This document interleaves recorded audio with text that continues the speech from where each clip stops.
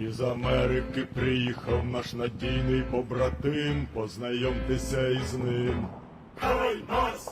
В росіян зі сраки дим. Ла-ла-ла-ла. За ракетою ракету на паскудних ворогів випускає весь наш гнів. Робить все без зайвих слів. Ла-ла-ла-ла. Московити зі снарядами гребуться на складах, коли робить свій бабах. Наганяє лютий страх. Ла-ла-ла-ла. Розробляють окупанти свої плани у штабах, але чути знов бабах. Лупить нечисть по зубах. Ла-ла-ла-ла-ла. Окупанти лиш заповнили склади своїм пальним, як вітається із ним. Підіймає чорний дим. Ла-ла-ла-ла. Не любити московитів і довести нелюбов помагає знов і знов. Найточніший орколов. Ла-ла-ла-ла. Ла-ла-ла-ла. Ла-ла-ла-ла. Ла-ла-ла-ла. Ла-ла-ла-ла. Ла-ла-ла-ла. Ла-ла-ла-ла.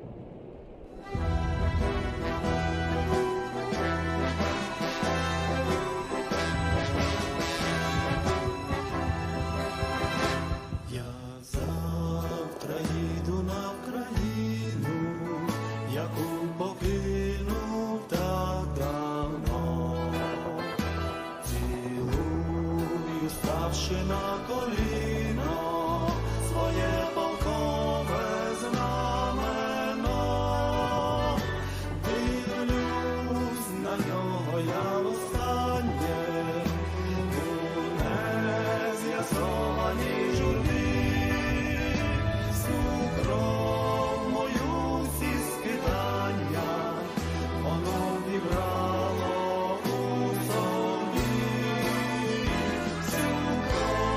Мою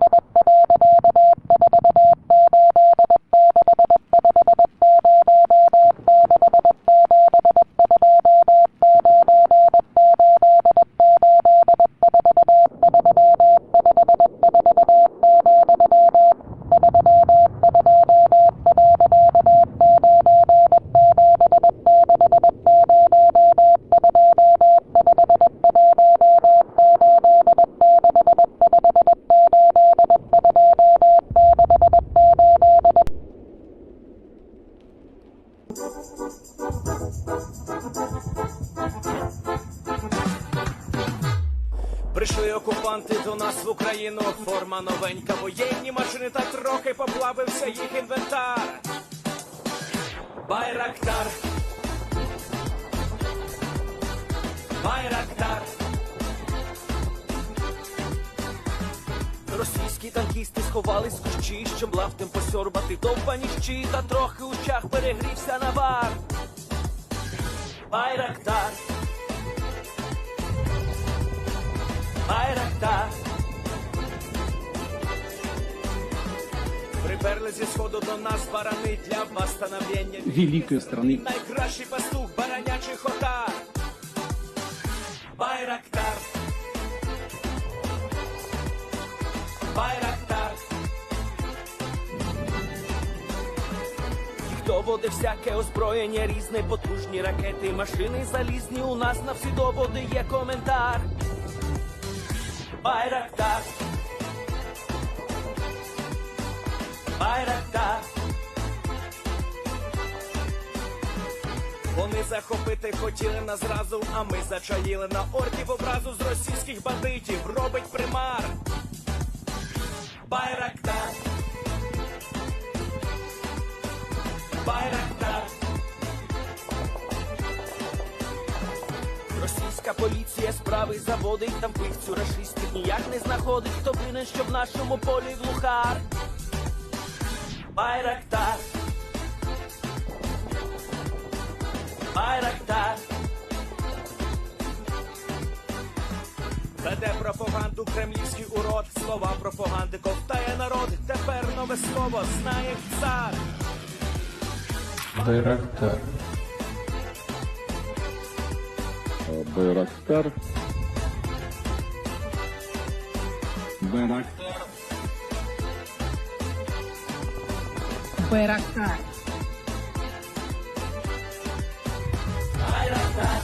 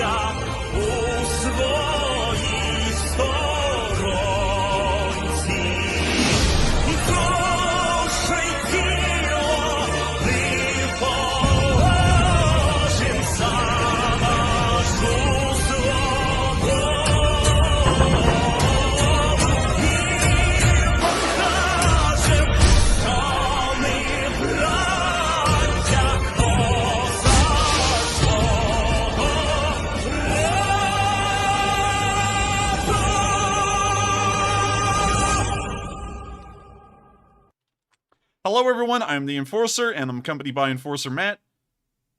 And good evening, everybody. It's Enforcer Matt, and welcome back to day 157 of the news. And of course, we're going to be covering the past 24 hours of the war in Ukraine, but before we get to the news of the war in Ukraine, we have a special segment tonight on the ongoing events in the South China Sea and the Taiwan Strait. It appears that the Chinese have committed some escalatory actions today, and not only that, but is being reverberated amongst the public in Chinese social media networks. Just today, the Speaker of the House's aircraft, along with its escort, left the area of Hawaii, heading towards either Guam, Japan, or South Korea. We do not know where the aircraft has gone or landed at this point, but the Chinese have been ramping up their escalatory talks, and they've also been showing that with action as well. In the Fujian province today, we saw 300mm Chinese MLRSs firing into the Taiwanese Strait towards the island of Taiwan. We can see that video right here.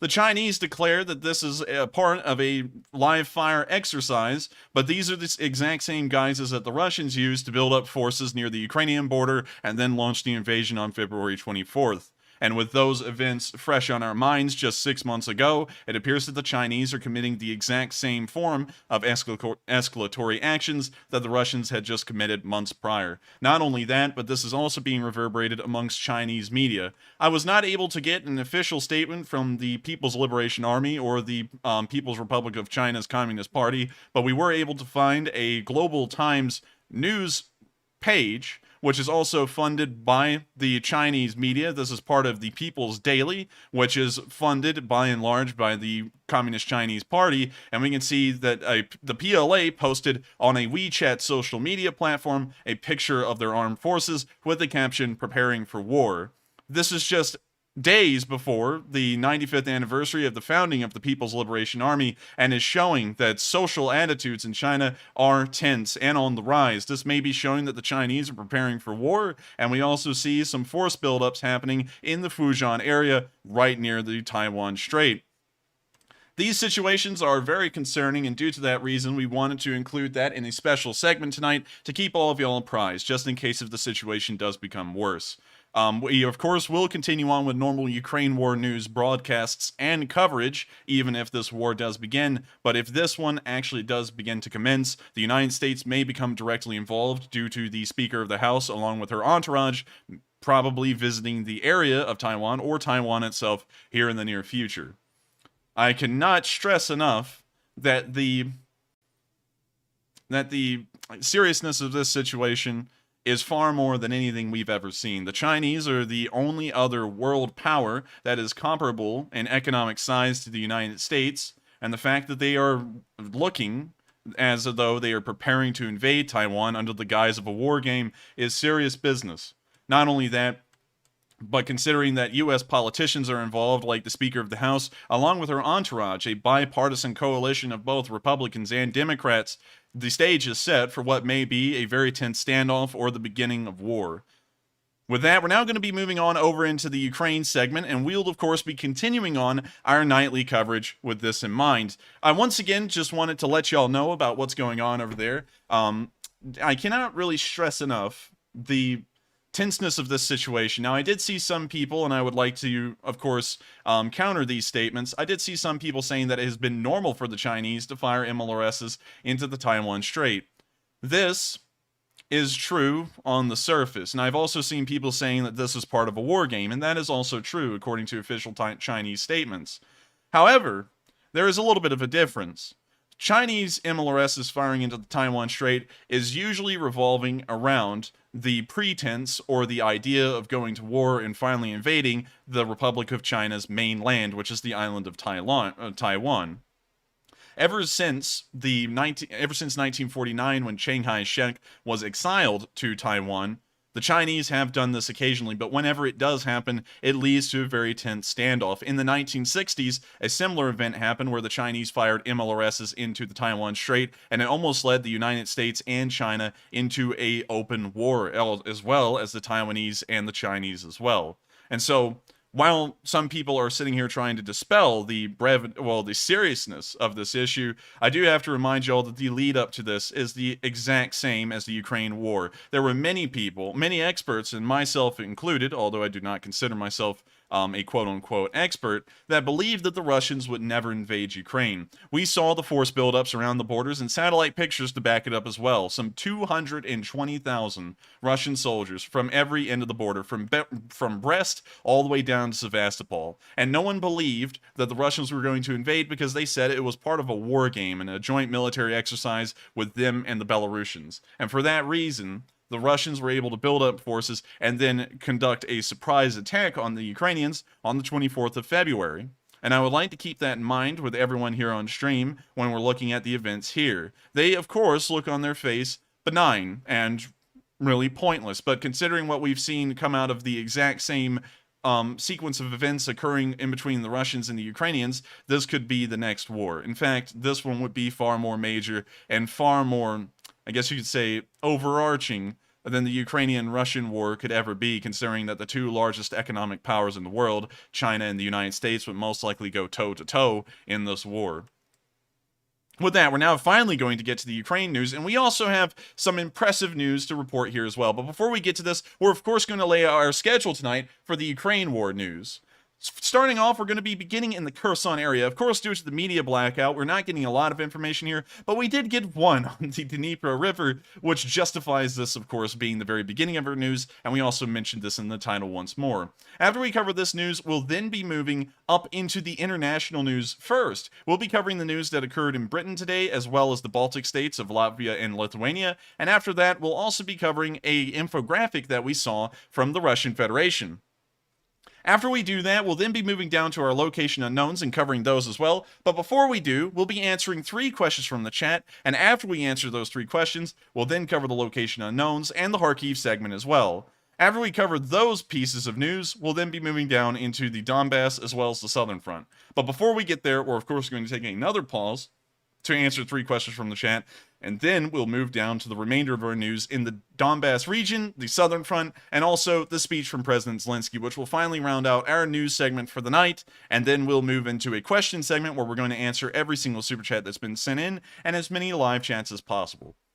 And so, without further ado, to remove the somber tone we've had about the very serious events ongoing in East Asia, we have impressive news that the Ukrainians have knocked out all 3 major bridges that the Russians control from Novokakhovka to Kherson. Today we saw the railway bridge destroyed to the point that it will not be able to be used, at least for the short-term future. And so here's the video of the damage to the railway bridge that the Ukrainians conducted just last night.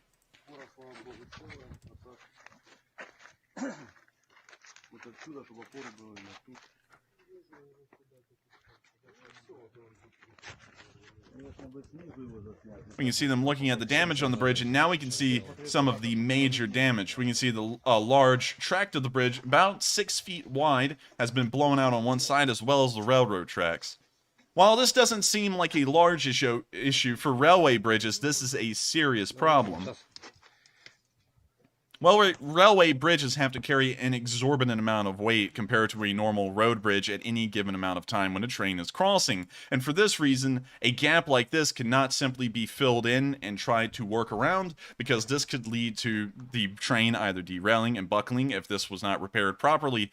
And so we're seeing that there's a massive problem on the bridge. And we can actually see right there that the spans have in fact separated across the length of the bridge. And that is a serious defect. That was actually something that happened on the Hernando de Soto Bridge in Memphis, Tennessee, on the I-40 that led to it being shut down for several months as they tried to find a way to repair it.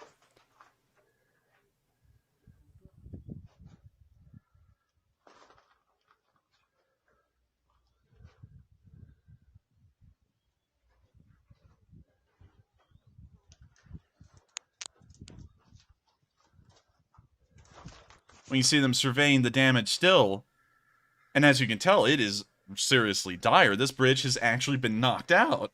And so we've seen that all 3 major bridges have been knocked out. Now the Russians are left with one. They're left with the pontoon bridge they've built alongside the Antonovsky Bridge near Kherson, and whether that will survive for much longer is a question in its own right.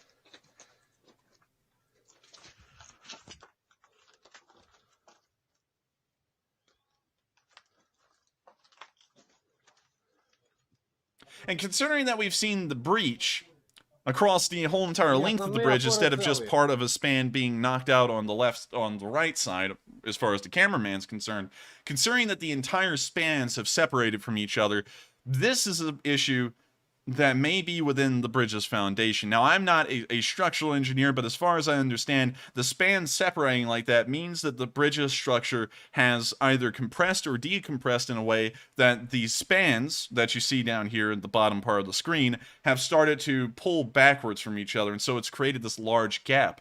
And so as far as we're concerned, and as far as I know, based off of my knowledge, and I don't know everything, but I feel like this is a pretty fair statement to say, correct me if I'm wrong, but this bridge may be out of action for the duration of the war, and the Russians may never get around to trying to fix it. And so in that regard, the Russians may have lost their only way to have a viable railhead on the western bank of the Dnieper River.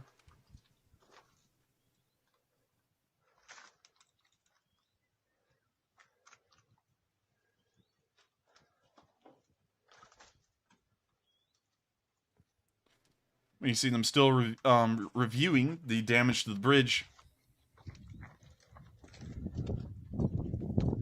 And that's the end of the video. With this in mind, let's look at all of the major bridge crossings that we have. And I'm going to mark them all with markers. We have the Antonovsky Bridge, which has been knocked out. We have the Antonovsky Railroad Bridge, same name practically, knocked out. And we also heard that apparently the bridge at Novokakhovka was knocked out as well. Although we haven't gotten any information about which span it was, we did hear artillery fire blasting the area of Novokakhovka, and we have gotten reports that the bridge has been damaged beyond repair. And when we got that news prior about the Antonovsky Bridge, and also the railroad bridge, it turned out, like today we saw with the railroad bridge, to be true. And so I am assuming that the Novokakhovka dam may have been, well, the bridge in front of the dam may have been destroyed as well. But there is a little bit of a caveat with this one. They may have destroyed a part that's easily fixable. And I'll pull this up for y'all on Google Maps, Novokakhovka. So let's go to Novokakhovka on Google Maps, and then put it into satellite view. And what's very interesting about the Novokakhovka Dam is that there's really two separate bridges here. There's one that's right in front of the dam, and there's another one right here that passes over this small stretch of water. And for those of y'all who may have been wondering, how do ships pass the Dnipro River with so many dams on it? How do they get around? Well, this is how. This is a lock. And locks are used where ships, well, boats most likely with the width of this, but maybe ships as well, a very small size, will go into the lock. The water will be a certain level, and they use pumps to either lower the water level or raise it, so that way the ship can move further upstream to the higher water or further downstream to the lower altitude water. And so there's a small little bridge right here that crosses over that lock. And from what we've heard, this may have been the part of the bridge that was destroyed. Now this, while still knocking out the bridge for a while, I think that the Russians may be able to use a bridge layer to at least make a temporary bridge crossing that way. It doesn't appear to be too wide, and I think if we use the measurement system here, let's see, measure distance to here, it looks to be 58.14 feet wide, maybe 60, and I think that a normal bridge layer in the Russian army may have a bridge span about that long. Let's pull that up, though, so that way we can get into the micro-managing figures here and see if it would be a quick fix for the Russians to at least get supply trucks over that gap instead of trains. So let's see, Russian bridge layers, and let's just see if they have multiple kinds with different spans. Let's see, they have the MTU 90. Right here. Let's see if we can get the length of the span. Let's see. Length of the span. Come on. Give us the length of the span. Geez, it's not going to give it to us. It can span a gap of 19 meters. And so let's get that. 19 meters in feet. 62 feet. And so that bridge layer could lay out a bridge exactly long enough to fill that gap, and of course have a little bit of wiggle room on both sides, so that way it'll have a footing. And so we can see that the MTU 90 is a bridge layer that would have the ability to cover that gap fairly soon after they remove the debris. And so I think that that bridge may become operational in a few days. It may be operational within the next few hours, but all three of them, as of reporting right now, have been knocked out where Russian forces cannot cross in any meaningful way. The only place we know they can do that is at the pontoon bridge that they set up at the Antonovsky area, which we reported on yesterday. And just to refresh everyone's memory, I'm going to show you all this one right here, which is the picture of that pontoon bridge. We can see the Antonovsky Bridge right over here. The destroyed spans, as far as I can tell, are further down on the bridge to the left side of the picture, but we can see that they are setting up a pontoon bridge here for the forces to cross. I did see some people, and I would like to make this correction, they did say this is the only viable place for a pontoon bridge to be set up. I was about to say the other technical term, but I think that we might get too many jokes on that, but they said that this is the only viable place to set up a pontoon bridge, and that is correct. It's one of the few places that have a roadway, although there's a very narrow road that we have looked at before, mostly dirt, that passes down the rest of the Dnieper River, where they could set up a pontoon bridge. And so I did say last night on stream that they could set up the bridge somewhere else to at least make it a little bit more difficult for the Ukrainian artillery to hit instead of just adjusting their coordinates by a small amount.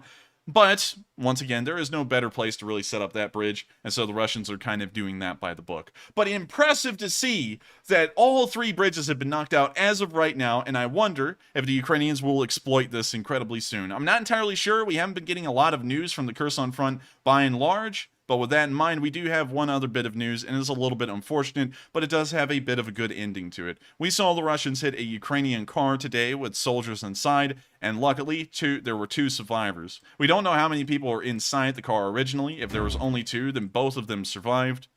If there were others, then we know that 2 were able to make it out, which is somewhat fortunate. And of course, the losses will be taken in a war, and especially during a counterattack. That's usually when casualties can become their highest.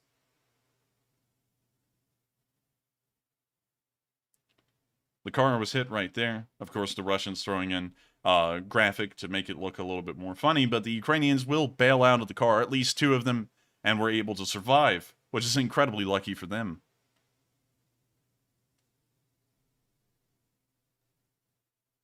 We can now see them running off. I can't tell you how many people were in that car, once again. We're not entirely sure, but 2 Ukrainians did survive, which is incredibly fortunate.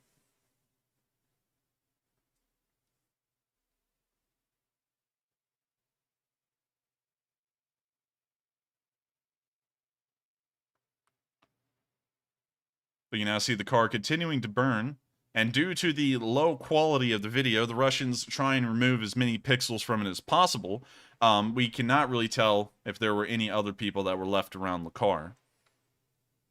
With that, that's the end of the video, and once again, we have not gotten a large amount of news from the Kherson area as to what is actually going on here. There has been a media blackout declared by the Ukrainian government since about 3 weeks ago, and so we don't really have a very good picture or an idea based off of picture or video evidence of what's really happening here. But we're going to try and report it as best we can when video and picture evidence does come out.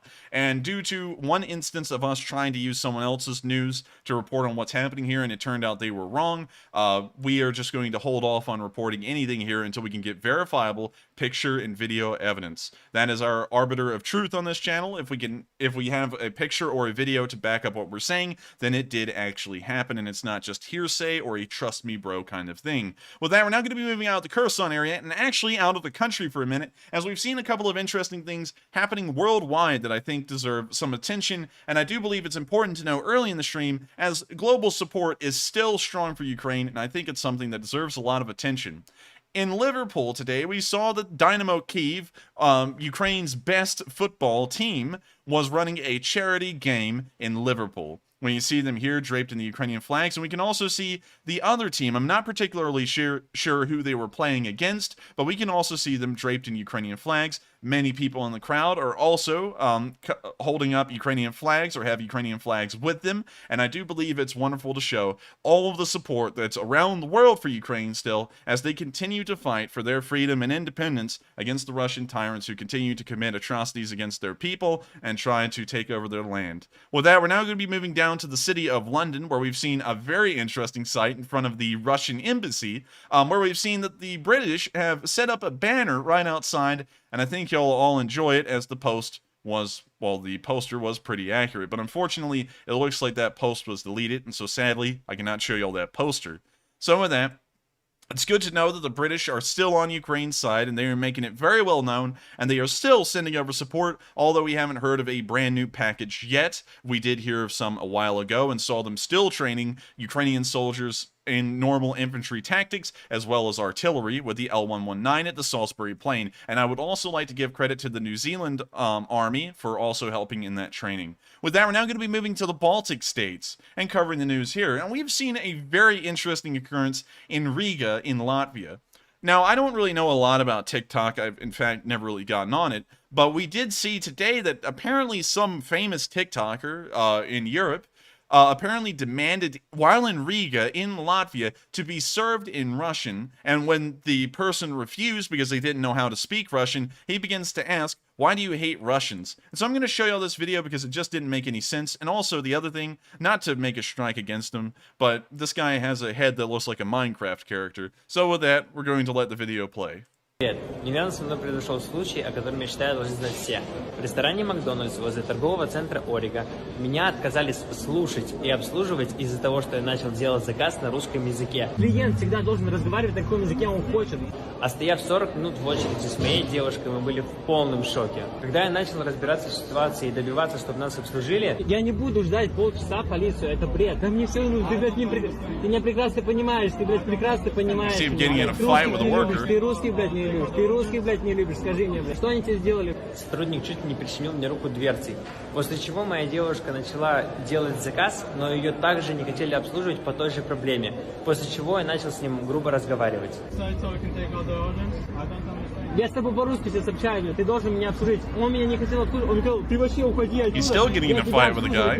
Это ненормально, я могу разговаривать на любом языке, на любом. Сотрудник принципиально не хотел разбирать ситуацию и пришлось вызвать администратора. I'm not really sure who this guy is or why in the world he's picking a fight with a Latvian as to why he can't speak Russian. But one thing that was just interesting to me is this guy looks like Ivan Draco's son or something like that with that kind of chin line.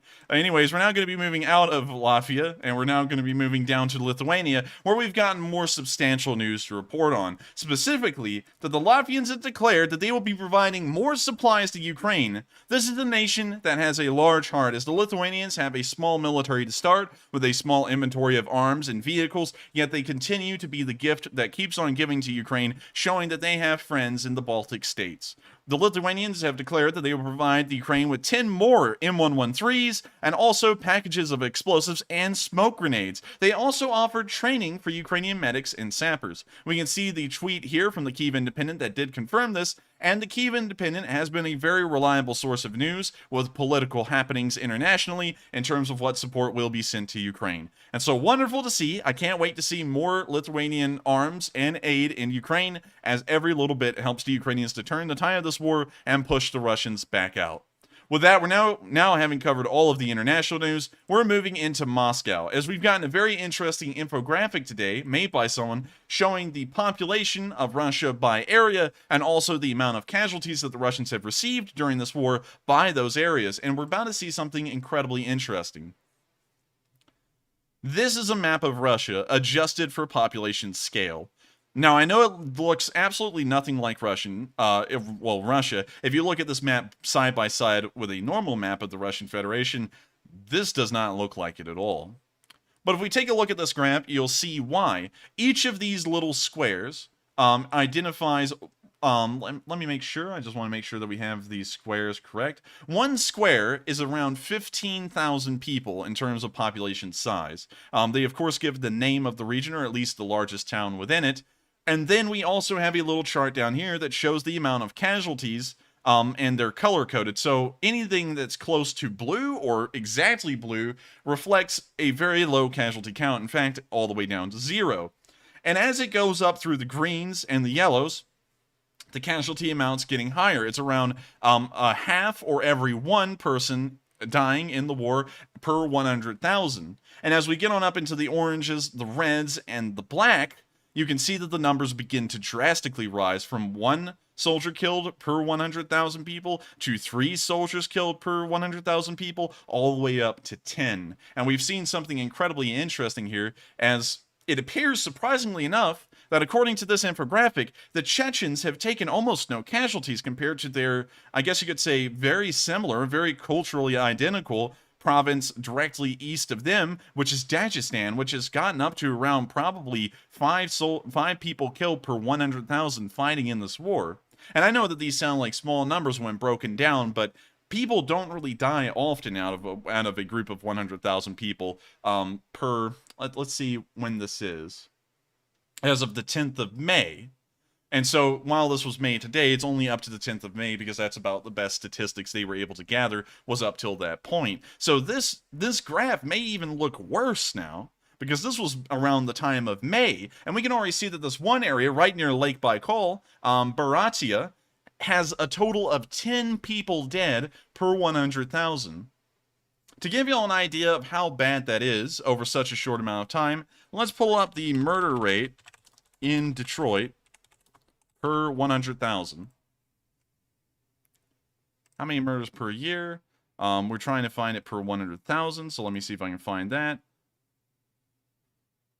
The violent crime rate in Detroit was 2,057 per 100,000. It's the second highest in the nation, but we want to find the homicides. And so over the course of an entire year, in 2019, 41.4 people per 100,000 in Detroit were killed by a homicide. And right now, in this area of Russia, in a war that's only lasted 5 months, 10 people out per 100,000 have died in that region. And it gives you a very good idea of how costly this war has been for the Russians just up to the 10th of May alone. And we are well beyond the 10th of May. We're about 3 months beyond that now. And so I wonder how bad this graph looks now. And also, there's a huge elephant in the room that we definitely have to point out, which is Moscow. And according to this graph, almost no one from Moscow has died in this war, and it shows you once again the massive divide amongst the Muscovites and the rest of Russia. Moscow is almost a leech upon the country, entirely separate from the rest, and if you look into Russian social structures, Moscow is the only city outside of St. Petersburg that counts in the entirety of Russia. All tax dollars go to maintaining Moscow and St. Petersburg. All of the intelligent people in the country move to Moscow because there's better paying jobs there, which creates a brain drain for the rest of the country. And almost all economic activity in the country also moves through Moscow only and really no other province outside of it. And you can see that that kind of elite structure is reflected here, as almost nobody from Moscow has died in this war, giving you a pretty good idea of what the war is actually looking like for Russians, and why a lot of people, when interviews are taken in Moscow, find the war to be a cakewalk, because they're not even seeing these massive amounts of casualties being reflected in anything they can see. No one around them has died. Everyone else in the country has known someone that's probably died, but in Moscow, everything is perfectly fine, and in St. Petersburg, it's practically the same. And so with that, we're now going to be moving on from this little bit of news. It's a very interesting infographic, and once again, just as a little bit of disclaimer, if you would like to look more into all of these news clips that I have tonight, there is a link in the description below in our video, and I'll just do a quick little infomercial on that real quick to show y'all what I'm talking about.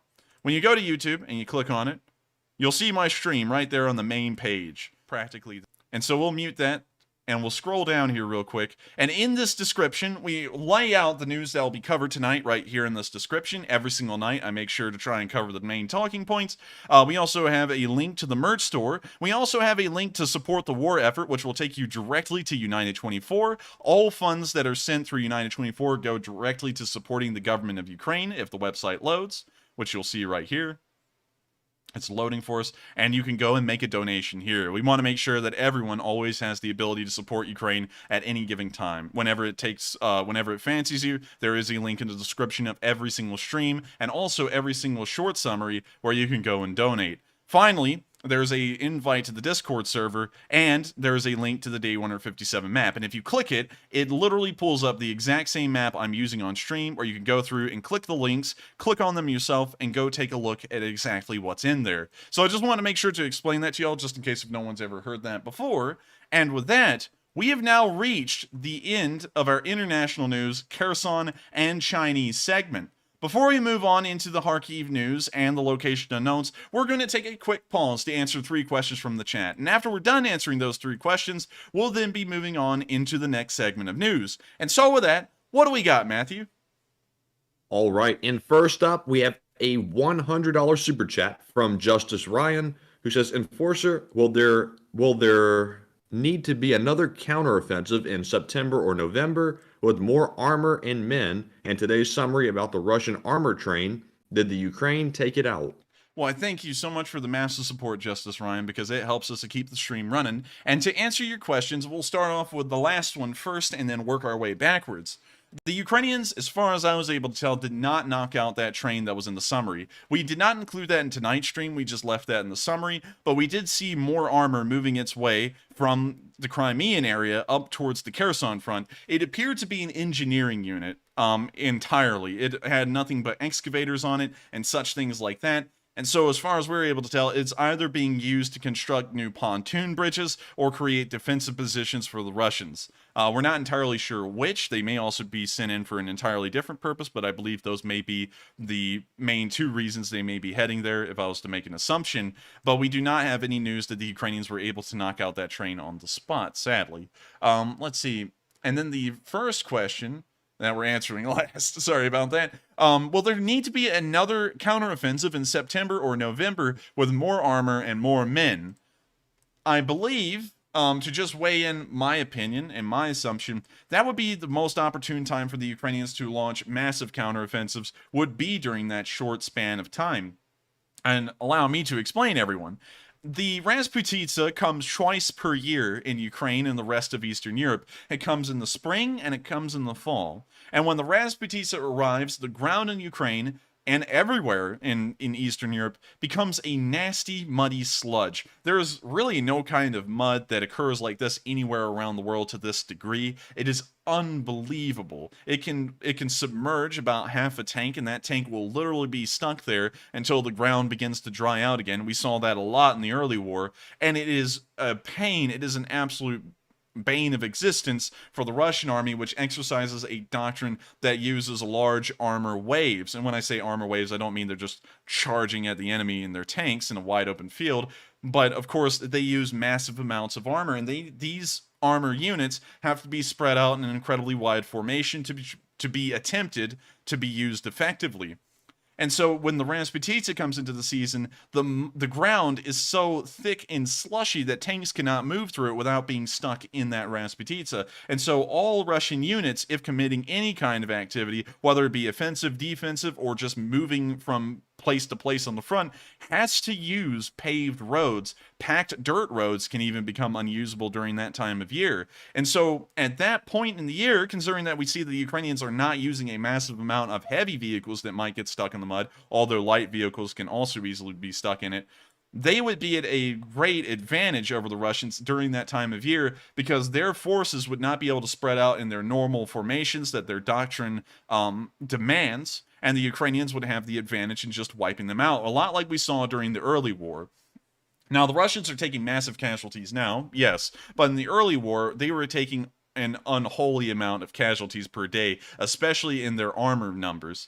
And we haven't seen anything like that since, and it was because Russian tanks could not travel off the road at that time. We saw a couple try, they always failed, and so they would have to travel down major highways that were paved, which made them easy pickings for Ukrainian drone units, which could just look at a large formation of Russian tanks and destroy them, or they could be called into an artillery unit, which would then obliterate an entire Russian unit in one sitting.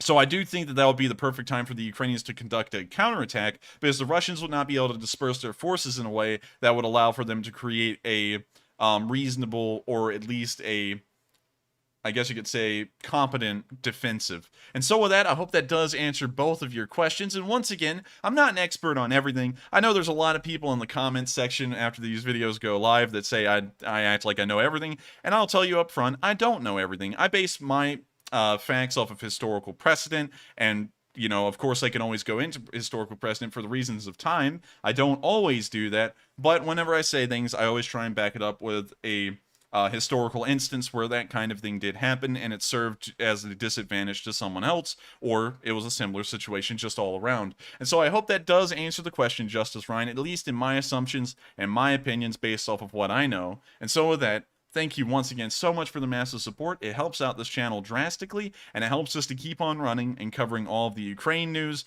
and also if anything unfortunate happens across the seas in East Asia, it'll also allow us to cover the news there and move on to other bits of news and information that we're hoping to cover in the future. And so with that, we're on to the next question, and thank you so much once again, Justice. Justice Justice, what am I saying? It's Justice Ryan. And so thank you once again. And with that, we are on to the next one. And real quick, before we move on to the next super chat, I want to point out that Ashley pointed something out that we've been wondering if anybody would notice. And Ashley said coordinates to the Veliki Kopani warehouses in ammo again. Well, congratulations for finding that out. Just in case if y'all did not know, the little message that I'm sending out every day is highlighting a Russian ammunition depot. So congratulations on figuring that out. We've been doing that for about a week, and no one's actually found out what the coordinates were until you just said it right there. And so congratulations. Hopefully that does not get us put on a hit list or anything, but that's what we've been doing. And we've actually seen one of them get destroyed that we were able to see on on film. So it was pretty nice to see that apparently what we were doing, I don't know if it actually had an impact or not, but we did mark one that did get destroyed a couple of days later. And so with that, we are on to the next question, and thank you so much for pointing that out, Ashley. And next up, we have a $40 super chat from Tyler Waycott, who says, will Canada send more weapons to Ukraine or even tanks? We're not entirely sure what the Canadians are specifically thinking of at this time. We do know that they have sent over some support during the war. We don't have an itemized statement of what each country has sent, but I have heard the name of the Canadians multiple times. They have sent over M777s. They've also sent over, I believe, a couple of armored cars or armored personnel carriers. I'm not really sure which one. I can't really remember exactly. But they have sent over support, but I'm not entirely sure if they'll be sending over more. If we look at the Canadian Army equipment. And of course, I want to explain this real quick because a lot of people say I use Wikipedia liberally, and that is because I cannot get peer-reviewed sources on stream in an amount of time that's reasonable, and so Wikipedia is the fastest thing I can pull up with somewhat reliable information, so I just want to put that out there. Excuse me. I just want to put that out there just for everyone to know, so that way y'all don't think I'm acting like Wikipedia is just the holy grail of truth. It's the quickest thing we can do on stream to try and get some information out. And so as we move on through, ooh, they got MP5s. Moving on through, let's see here. We're trying to get to the tanks. I know that they may have sent over. We know that the Ukrainians do have some Carl Gustavs, some M72s, AT4s. They don't have TOWs, but we have seen them with a lot of these. These may have been sent by the Canadians, although we're not entirely sure. We could see here, of course, grenades, explosives, some vehicles. We can see that they actually have some ASUVs, Toyota Land Cruisers, and so they might send those over. We can see that they, of course, have Humvees. Almost everyone has Humvees. They have, of course, buggies. They actually have a small amount of them compared to what I would think they'd have. We can see that they have a decent amount of Chevrolet Silverados. They have 1,061 of those actually inventoried in their military. Really interesting. But moving on past this, let's scroll on down. So I'm trying to see if I remember correctly, and apparently I was remembering incorrectly. For some reason, I still thought that the Canadians had Leopard 1A5s or something similar to that in service, but we can actually see that they've now entirely transferred over to Leopard 2A6s and Leopard 2A4s. These are pretty competent tanks, and it's really interesting to think that the Canadians, while usually using the exact same things as the United States does in every category, decided not to buy M1 Abrams from the United States and actually decided to purchase Leopard 2s from Germany. Leopard 2s are actually made, as a side fact, by a company called Krauss Maffei Wegmann, and they actually have an incredibly long history of producing some incredibly interesting stuff. So I highly suggest you all check them out if you ever wanted to just have something to read. But I think I remember now what they sent. I think they sent over Super Bisons or LAVs, one or the other. So we do know that those are over there. I think the Canadians sent those. I'm not entirely sure. I think they sent the Bison. Yes, this was what it was. They sent over Bisons. I haven't seen them in use a lot, and I don't know how many were sent over, but they have sent over that. So in terms of tanks, considering they have just such a small number of them, and they are cutting edge, I guess you could say the best of the best that technology can provide in terms of Western gear, I don't think they would send over any tanks. They may have some Leopard 1s in storage that they could send over, but I'm not really sure if the Ukrainians would be happy to have those or not. And we can also see that they have some more armored personnel carriers that they could send over as well. And so while I'm not entirely sure if they would send some more stuff over, we do know that they have the numbers of equipment, at least in armored personnel carriers, that they might be able to send over. And there also may be some stuff in storage that would be possible to be sent over as well. Real quick, I'm going to move through here. I do remember at a time that the Canadians were using Leopard 1s. Canadian, I gotta like know this for myself. Was I just thinking that or not? Canadian Leopard 1. Because, okay, Leopard 1. Let's go down here. Let's go to the list of former operators. We all know that Wikipedia. Okay, I wasn't imagining it. The Canadians actually had 66 Leopard C2s, which were updated to the Leopard 1A5. And they served up until 2015, and then were replaced with Leopard 2s. And so they did have Leopard 1s at the time. I was not imagining that. They were Leopard 1A5s. And so if those are still in storage, considering that they had 66 of them and they are no longer using them, they may actually be able to send those over, but I don't know what kind of condition they were in. They may have already sold those off to foreign countries or scrapped them for their, I guess you could say, raw materials. And so with that, I hope that does answer the question, at least in a way. They may send some more support. They may have Leopard 1s in storage that may be sendable. And so with that, we are on to the next question, and the final question of this segment before we move on into the next bit of news. And thank you once again for the support. And with that, we are on to the next one. All right. And real quick, before we move on to that last one of the segment, I want to address the poll that I put up about 35 minutes ago. And the question was, how serious do you believe China's threats are to the security of Taiwan? It looks like 27% of you said not serious, it's just saber rattling. 27% of you said serious, it will result in war. And 46% of you said somewhat serious, it's dynamic. So interesting results. It looks like it's an even split between saber rattling and serious. So quite interesting results there. And I'm going to let the enforcer put his comments in on that. And I would say it is quite some interesting results there. And I would have to say that it seems like the overwhelming majority of people think it's somewhat serious, or it is definitely on the path to war. And I do understand why 27% of people have decided to vote that it's not serious whatsoever. But I do have to preface this with this comment in my own personal experience. We saw the Russians do something similar like this all the way from November to February, and everyone believed at that time that there was nothing serious, the Russians were just posing, and it wouldn't amount to anything. And here we are, and here I am, 157 days into the second largest war that's happened in Europe as of late, and we're sitting here still watching it and still reporting on it because it didn't just amount to saber rattling. It wasn't just a sideshow thing. It actually turned into a serious event. We're still here because of it.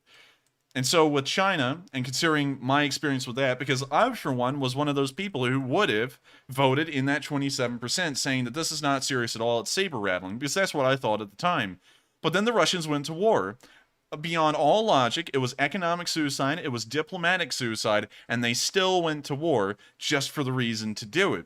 And so with that in mind, I think that the Chinese, considering how serious looking they've gotten and the social sentiments that are going on within China that are sanctioned by the state, we may be seeing that this is on the warpath and this may become incredibly serious here in the future. And so I'm kind of actually in the smaller minority of 27% of people who say it's serious and it will result in war. Because if I've learned anything from the Russian-Ukraine war, it's that this kind of stuff can actually lead to war. It's not just a war game. It's not just something they're doing to do a little bit of saber rattling. This kind of stuff can have serious implications just days or weeks down the road. And so I do believe it's incredibly serious. And so with that, I hope that does weigh in. Once again, you're not wrong if you disagree with me. It's just my opinion. Like everyone has an opinion and is entitled to one.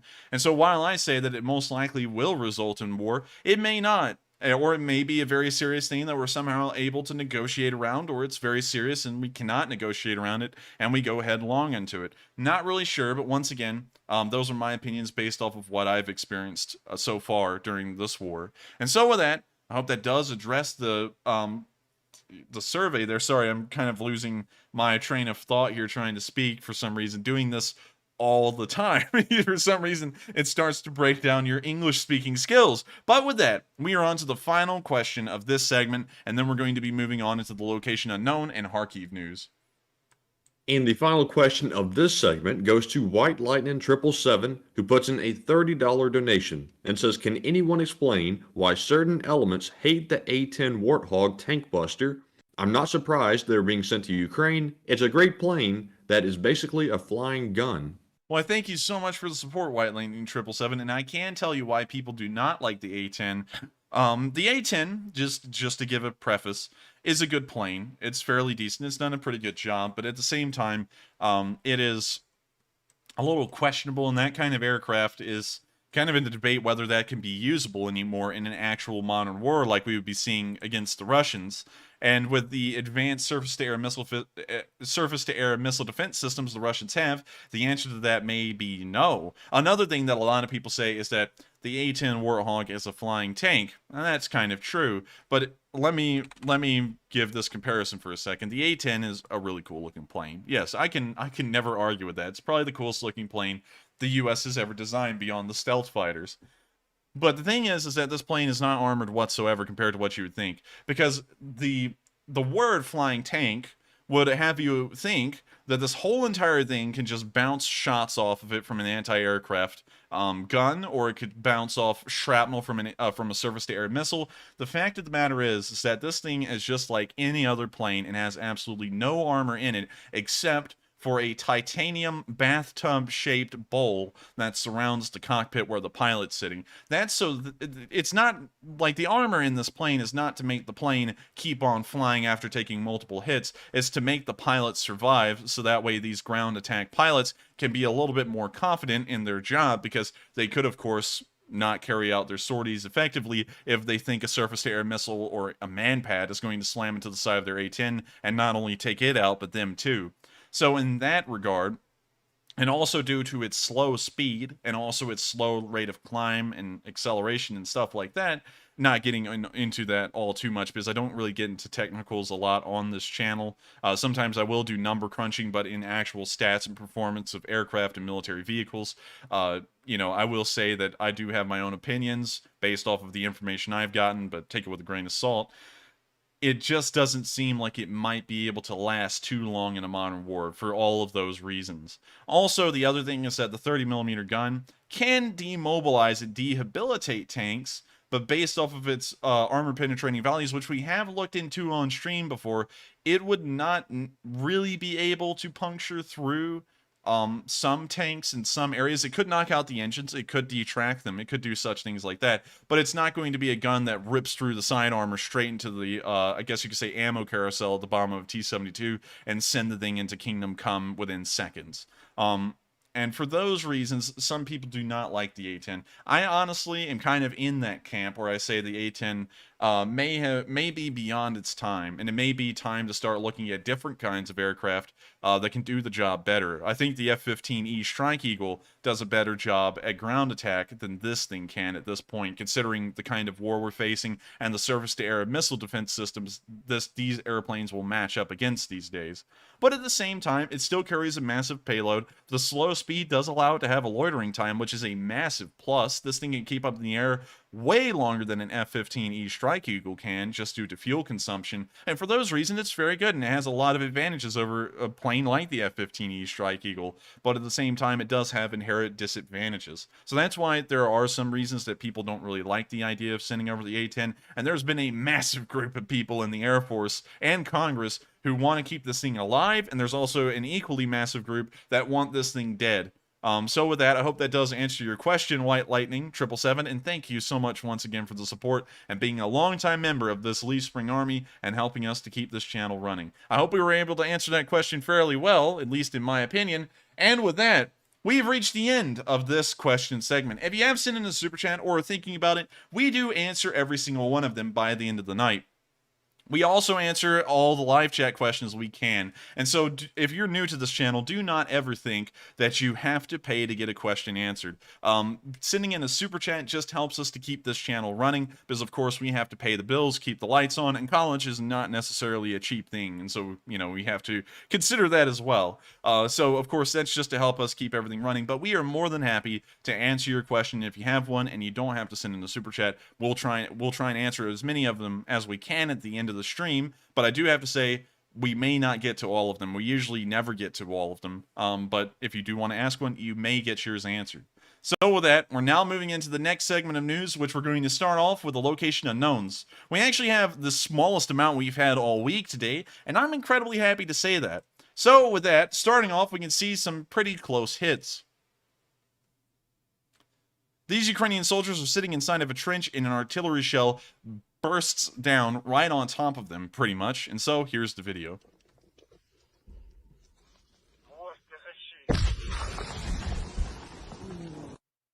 It covered them in dirt, and it's something that I would have to say is incredibly scary. You know, imagine the kind of fear that soldiers on the front lines are in all the time. And while the Ukrainian soldiers are brave, they are incredibly brave, and they have nerves of steel. Whenever you see them on video, they're always laughing these barrages off. They keep incredibly calm and well collected. But you know, under that face, under that mask of calm and collected nature, there is a whole load of fear.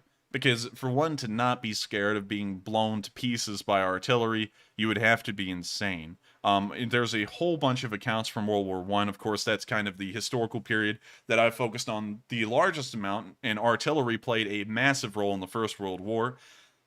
Artillery barrages in World War I, everyone admitted to, was the scariest thing ever. And it was really the first time in history that we started to develop the idea of PTSD that we have today. And during that war, because artillery was so heavily used and these barrages were so common for the soldiers of the time, PTSD back then was called shell shock. And so people were absolutely terrified of barrages. And in World War I, they were far worse than the barrages the Ukrainians would even see today. Barrages then would last for days sometimes. People could not leave their dugouts for that entire length of time. There was actually an account from a World War I soldier that I did read before, just to give you all an idea of the kind of horrors that these soldiers may also have to go through at times, where an artillery barrage was going on, and the unit had gotten dysentery. And if y'all don't know what dysentery is, that's pretty much where you start pretty much crapping liquid, you know, and you can't really even control it. And so the whole entire group had dysentery. The barrage came in, they had to go into a dugout. There was no way for them to go outside without being blasted apart. And so, and they also didn't want to go in the trench because then things could get a lot worse. Things could get very unsanitary. And so they would just take a dump in their pants. And so finally, when the offensive began and the counter-artillery fire on their trenches stopped and they went over the top, their pants were filled with just straight-up manure and excrement. And it, you know, of course, it dried, it was sticking on them, and they had the horror of the artillery barrage to deal with, and then also the horror of what had happened to them. And so, of course, the story ends, well, I say of course, like this is a normal thing, but the story ended when this little group of soldiers got to something of a ridge. It was a very small ridge. They hid behind it, they took out their mess kit, got some spoons, and they started to dig the crap pretty much out of their pants, so that way they could at least get a little bit of comfort of not being pretty much run chap by this stuff that was in their pants. And so you can kind of get an idea of the kind of horrors that these soldiers are facing. And these Ukrainians have made it clear they've never been demoralized over 157 days of war. Some soldiers may be going through that exact kind of thing, and they are more than happy to do it and keep on doing it if it means that their country will survive another day and will eventually have the victory that we've been looking for in their sights. And I have to say that's a huge credit to the Ukrainian soldiers, considering that we'll most likely hear a lot of stories just like that one come out of this war once it's over, and that we've never seen this break their spirits, and that they keep on trucking along just like the Ukrainian patriots they all are. With that, we're now going to be moving on to the next bit of location unknown news, where we can see a drone targeting the Russians from the Ukrainian army. Of course, once again, a DJI Mavic. We just see so many of them. We actually have a DJI Mavic. We got one for filming. Maybe one day we'll actually use it. But we can see them here looking at a crossroad where a Russian soldier was, but it appears that the artillery strike this drone just called in made the soldier disappear. I don't say that as a joke necessarily, and I want to kind of explain this to some people. Some of y'all may think when I say they're taking a nap or he disappeared, that I'm just making a silly joke. But due to YouTube's community guidelines, I cannot say what's actually happening to them, and so I kind of have to get the message across through other means. It kind of comes off as funny to some, disrespectful to others, but I'm trying to explain what's going on in the war in the best way possible without YouTube coming down here and pulling the cane off the side of the stage and ripping me out of here. So with that, we're going to let the video continue. And we can now see some kind of massive fire that's broken out on the crossroads and some small explosions as well. We are not sure what's inside that fire, and it's also spread out into the adjacent field.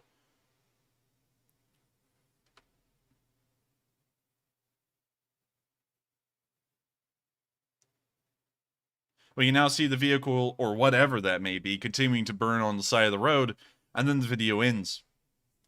That drone calling in that artillery took out, well, it made one Russian soldier disappear, cannot say it, straightforward, and it also knocked out a tank. And so or what we assume is a tank, it could have been anything. But it's great to see that that artillery strike was able to be called in and knock out these Russians, and I cannot emphasize how important it is, and this is something I've also seen, and I'd like to address tonight as well, because I've seen some people start running rampant with ideas and think that I'm saying things just out of bad intentions, but let me explain why I say things like I hope the number of Russian losses go up as the war goes on. If the Russian soldiers that are inside of the country are not taken out, in the simplest of terms, the Ukrainians cannot win this war. There has to be casualties and losses inflicted on the Russian military for them to have to be forced to fall back. That is how wars are fought. There is no such thing as a bloodless war. There's no way that the Ukrainians could win this war without firing a shot. And so, whenever I say things like, I hope that the numbers climb, I hope that the Ukrainians are able to keep on pushing them out of the country, that is the reason why. It's not because after seeing enough atrocities, you kind of do wish it upon them, but at the same time, I do understand that they are people.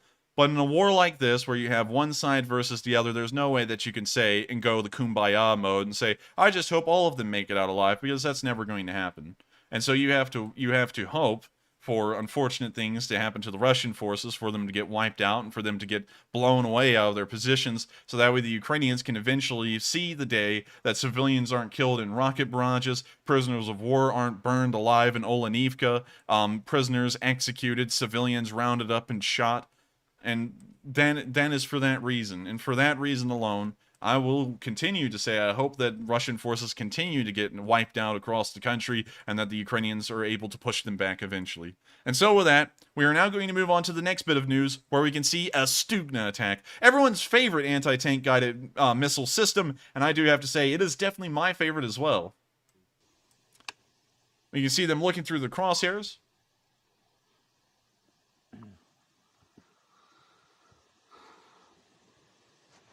Так, без кипиша, все спокойно. Отрабатываем и уходим.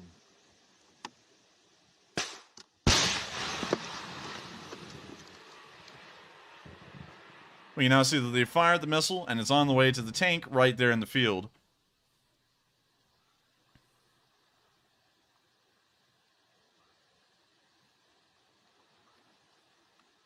And it is a knockdown. They took out the tank, and that's the end of the video. And of course, impressive to see. I hope we continue to see Russian tanks knocked out all across the country, as each tank knocked out is getting closer to the time where the Russians will run out of operational tanks altogether. I don't believe that point will be reached. I believe that it will be very close to reached, and then by that time, the Russians will conclude that if they continue to go on, the Russian army will cease to exist in any meaningful way. With that, we're now going to be moving on to the next bit of Location Unknown news. And also, real quick, just to address, because I did see some people saying, is that explanation of why Russian losses are necessary really necessary? And the reason why is because I have not given that speech in a while, just to explain to all the people who didn't understand why I was saying that. And I had gone through my comments section today on my videos, and I had seen that a lot of people were sitting there saying that I was very crass and I was being inhuman by saying and hoping that Russian losses would continue and in fact climb. And so I didn't understand where they were coming from. Of course, they come from the land of peace and wonderment, where people just don't die in a war. And, you know, they were saying, I hope none of them die. And it's very counterintuitive, because there's no way that you can fight a war where no one dies. So I just wanted to make sure to explain that, just in case we had viewers in here thinking that I was just wishing that for one reason when it's actually another. With that, we're now moving on to another clip where we can see a Russian ammo dump being destroyed. And I gotta say, the explosion was pretty large. We can actually see that the Russians appear to be using a derelict and somewhat destroyed compound to store ammunition in, but we're about to see that it's about to become a non-existent compound here in a second. Right there. We can see the shed that was there earlier in the video, and now we can see the aftermath of what that explosion wrought, and the amount of raw explosives that were in one building that literally left a crater that was big enough to be seen from the moon. And so, pretty impressive. I do think that that is a good thing to see, that the Ukrainians continue to knock out Russian ammo depots, and we can see right there the before and after pictures of what this compound looked like, and what it then looked like afterwards. The before and after. The Ukrainians can actually make you lose a lot of I guess you could say, supplies, a lot of poundage, and doctors hate them. And so with that, we're now on to the next bit, and the final bit of location unknown news before we move on into the Kharkiv area, where you can see some cockpit footage from a Ukrainian Mi-24P. If you were here multiple streams ago, you may remember me talking about the differences in between Mi-24s, and this is honestly my favorite variant of the Mi-24. You see the helicopter flying right over the tree line. It's just really interesting to me to see these Mi-24s in flight. I think the cockpits are incredibly interesting in their design. There's not a lot of helicopters that have anything similar. We can now see them firing off unguided rockets towards the Russians and hitting the deck as fast as possible, most likely popping chaff and flares in the background.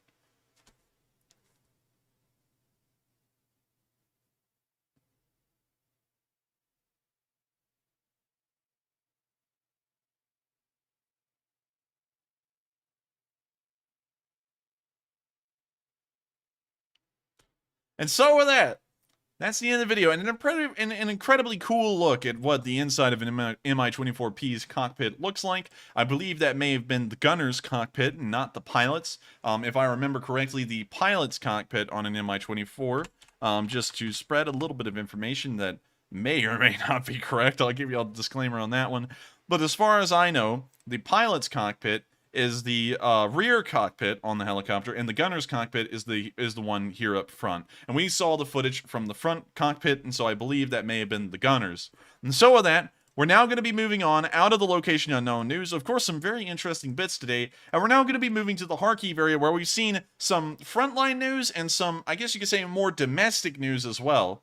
Starting off with the war news, we can see a Russian tank moving around in the Kharkiv area, and Russian losses on the highway as it's driving by. And so here's the video of this Russian tank on the move.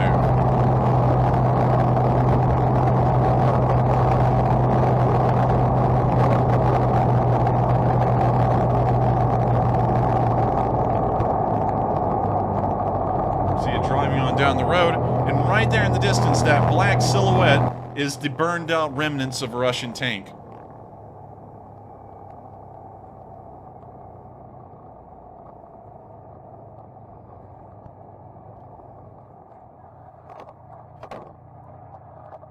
The Russians, of course, have to get out and inspect the remnants of what this tank will most likely become as well after being on the front line for some time. And we can see the gunner wiggling the gun around a little bit and rotating the turret just a little and firing. A little ironic, wouldn't you say, that the place they picked to fire at the supposed Ukrainians in the distance is right near the destroyed remains of a Russian tank that was there just earlier. This tank actually appears to have been driving backwards down the road, and this may have been when the Russians were in retreat, and this tank could have been destroyed by a drone attack, because there's not a lot of artillery pop marks around, and so apparently the strike was precise.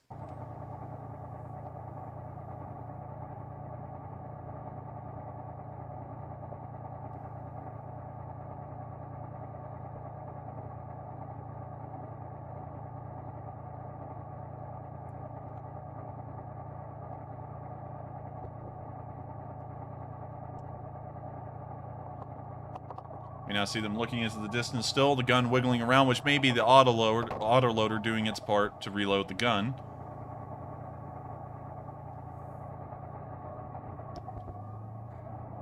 It's now turning left.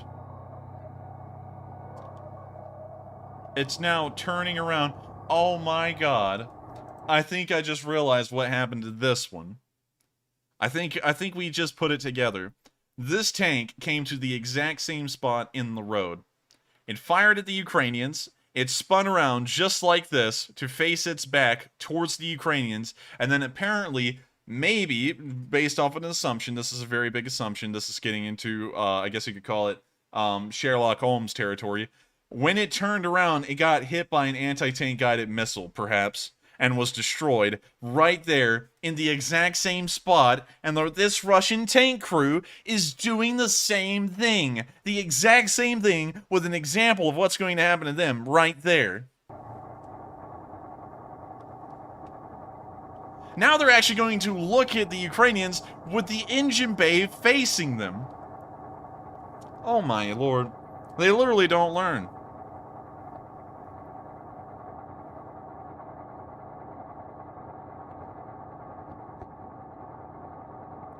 They're still looking around.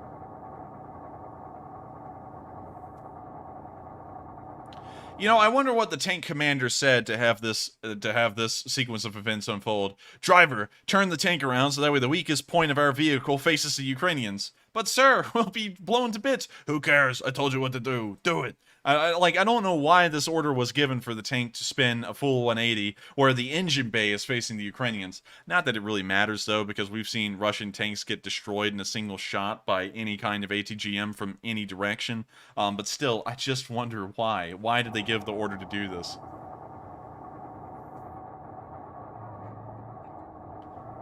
Now the commander has given them the order to drive forward slowly, but make sure to jerk around so that way the whole entire tank is rocking and shaking. Of course, it does have a gun stabilizer, which kind of negates that problem for them. And now they're billowing out smoke from the engine. Russian tanks have the ability to actually create smoke within the engine itself and push it out the side as a form of exhaust. And it does an okay job.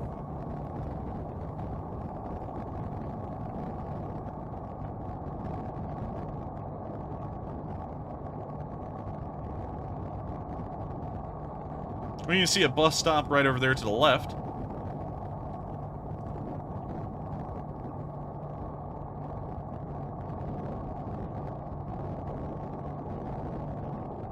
Oh my lord, there's another one!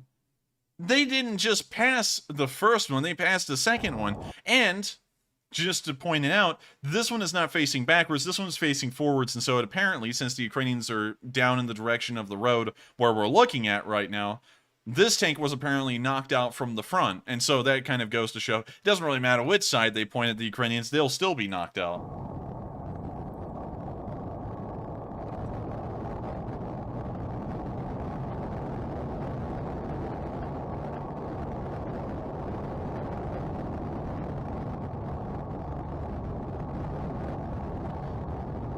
That's the end of the video, but a very interesting look at the stupidity of Russian tank tactics, the stupidity of Russian tanker crews, and also how they literally do the same thing over and over and over. Another tank had died in the exact same way they were operating this one, and they went up there and they just did it again. I guess you could say it's even funnier the second time. Unfortunately, it didn't happen to this tank, but if it does this exact same bit of stupidity again, I hope to see it in another video, and y'all know what I mean. And so with that, we're now moving out of the Kharkiv area's Frontline news, and we're now going to be moving to some sites behind the lines that pertain to the farmers, as it's something that we don't really cover a lot on this channel, but is a major aspect of this war as of right now.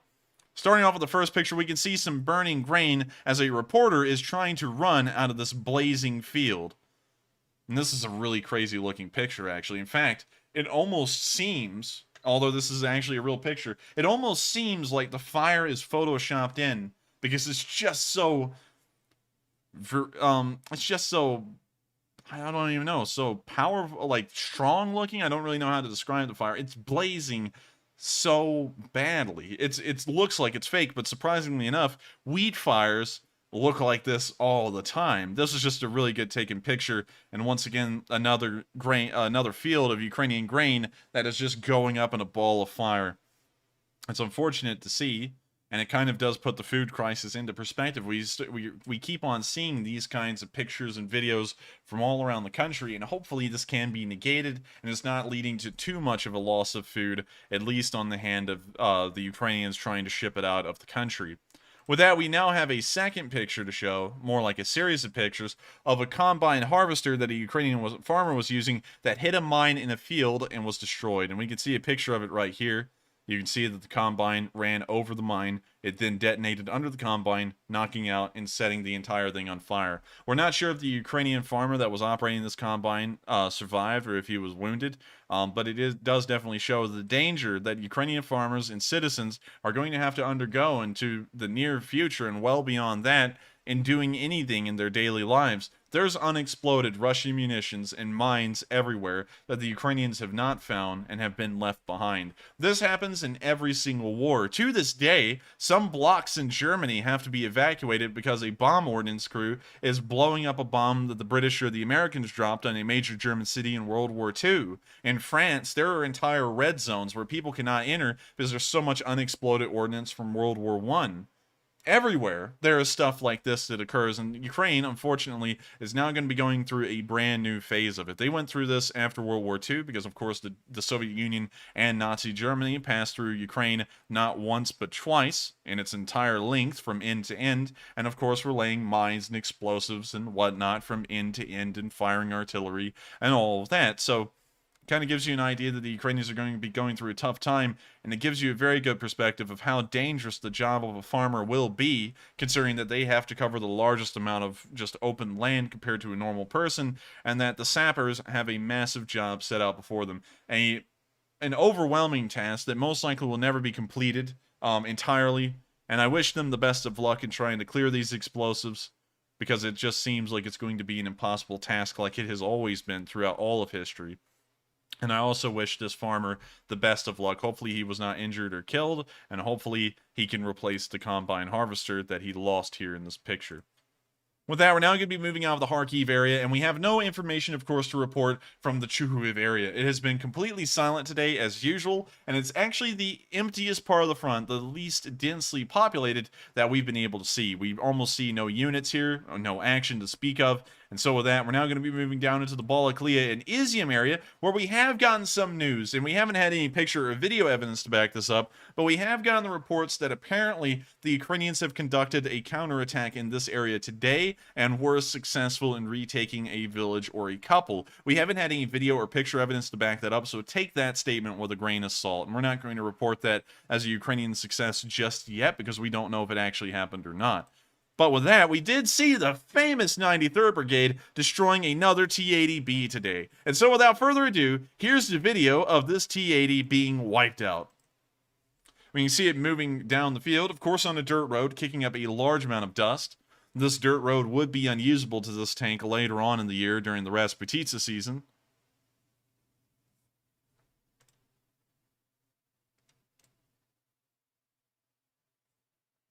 And then it just got hit. The tank begins to grind to a halt, and there's a little bit of white smoke coming out of it. Not a smoke screen like we saw last time. I think that's the engine having some serious problems.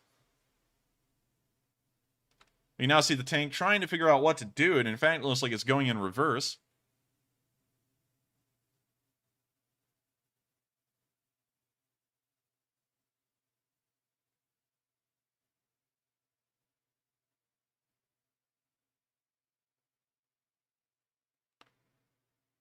And it looks like, I think this tank crew has been overtaken with confusion and shell shock, because they reversed into the open where they had originally been hit.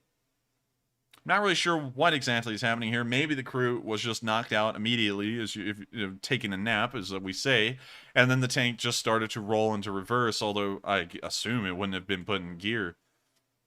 Interesting video to see, but it is nice to see that the 93rd Brigade did hit another T-80 and knocked it out. And so with that, we are now out of the Izyum area and the small amount of news we've gotten from there, and we're now going to be moving into the Kramatorsk city area, where we have seen an unfortunate sight today as firefighters were looking through the rubble of a destroyed building for a survivor. This is a common scene in cities and towns all across Ukraine, even in ones that aren't in the front line, like Kramatorsk. The Russians, of course, in their hatred against the Ukrainians, their incompetence in their training, and also their raw corruption, fire directly at Ukrainian citizens constantly and the dwellings they live in. And we can see here that they hit another apartment block. It appears that the entire thing beyond this picture had collapsed, and who knows how many people are left under the rubble, either dead or dying. When you see the first responders, of course, in the picture, trying their best to find these people in the rubble, and hopefully they are able to find a few. It's very few and far in between where they are able to, but of course, it is a wonderful thing, a thing worth celebrating in this dark event if a single person can be pulled out of that rubble alive.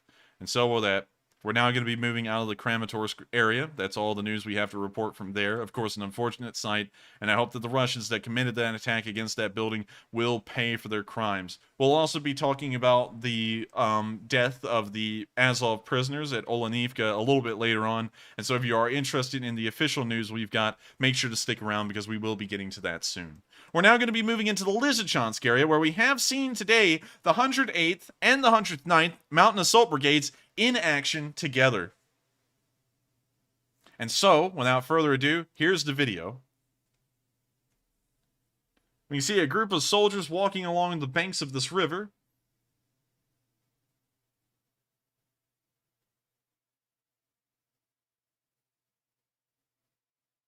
We now see the artillery exploding further up the way.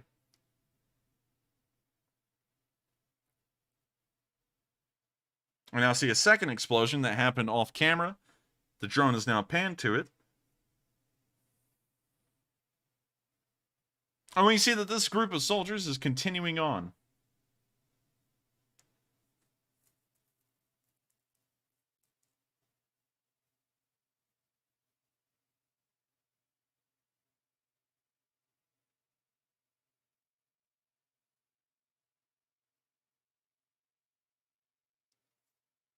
The barrage continues to come in. We don't know where the soldiers have gone. We don't see them anymore in the video.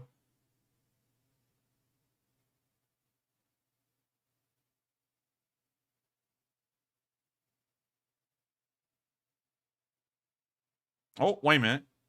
I think those might be the guys down there. I think they're taking a nap, and I think we're actually watching drone footage from a Ukrainian drone of them attacking Russian forces.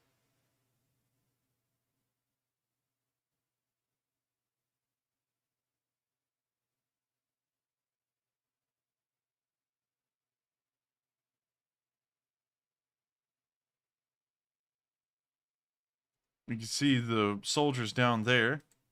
It did appear for a second. Let me look at this. There's something blue down there, but it doesn't look like an armband unless like some kind of a canister.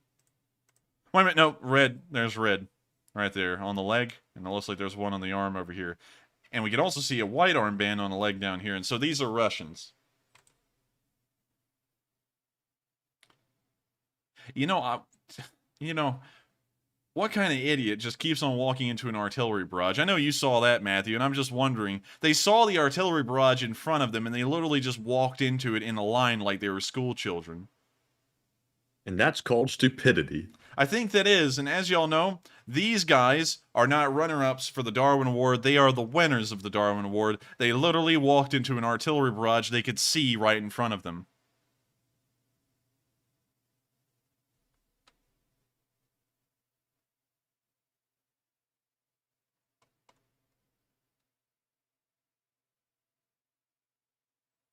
And so with that, that's the end of the video, and it's pretty interesting to see that some Russians have won the Darwin Award. It's not anything new. We've seen lots of them win the Darwin Award, but these guys right here take the cake. I mean, like, what in the world? We have to go back and look at this a little bit again.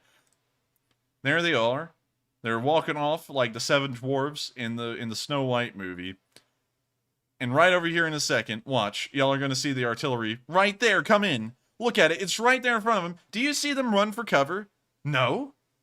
Do they keep walking? Yes. They keep on walking, and they literally walk into it. The artillery barrage didn't even correct its fire. It just kept on firing at the same spot, and they walked into it.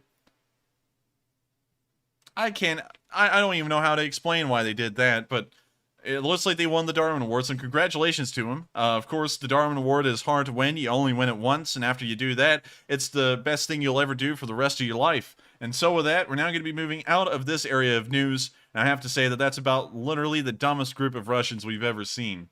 We're now going to be moving down to the Berestove area, where we have seen the interior of a BTR-4 in action.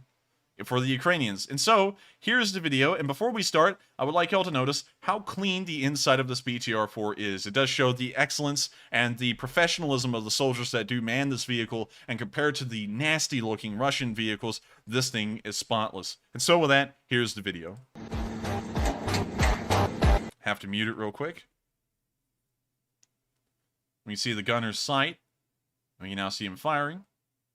We don't see the Russian forces he's hitting, but this is a very interesting inside look at what the gunner's position in a BTR-4 looks like. I don't know what he just got hit by there. I think it may have been part of the casing. Let's see that again. Those are the links that are holding the casings together. I know someone's about to come up with a technical term for that. I know there's a better term for it, but I'm going to call it the link.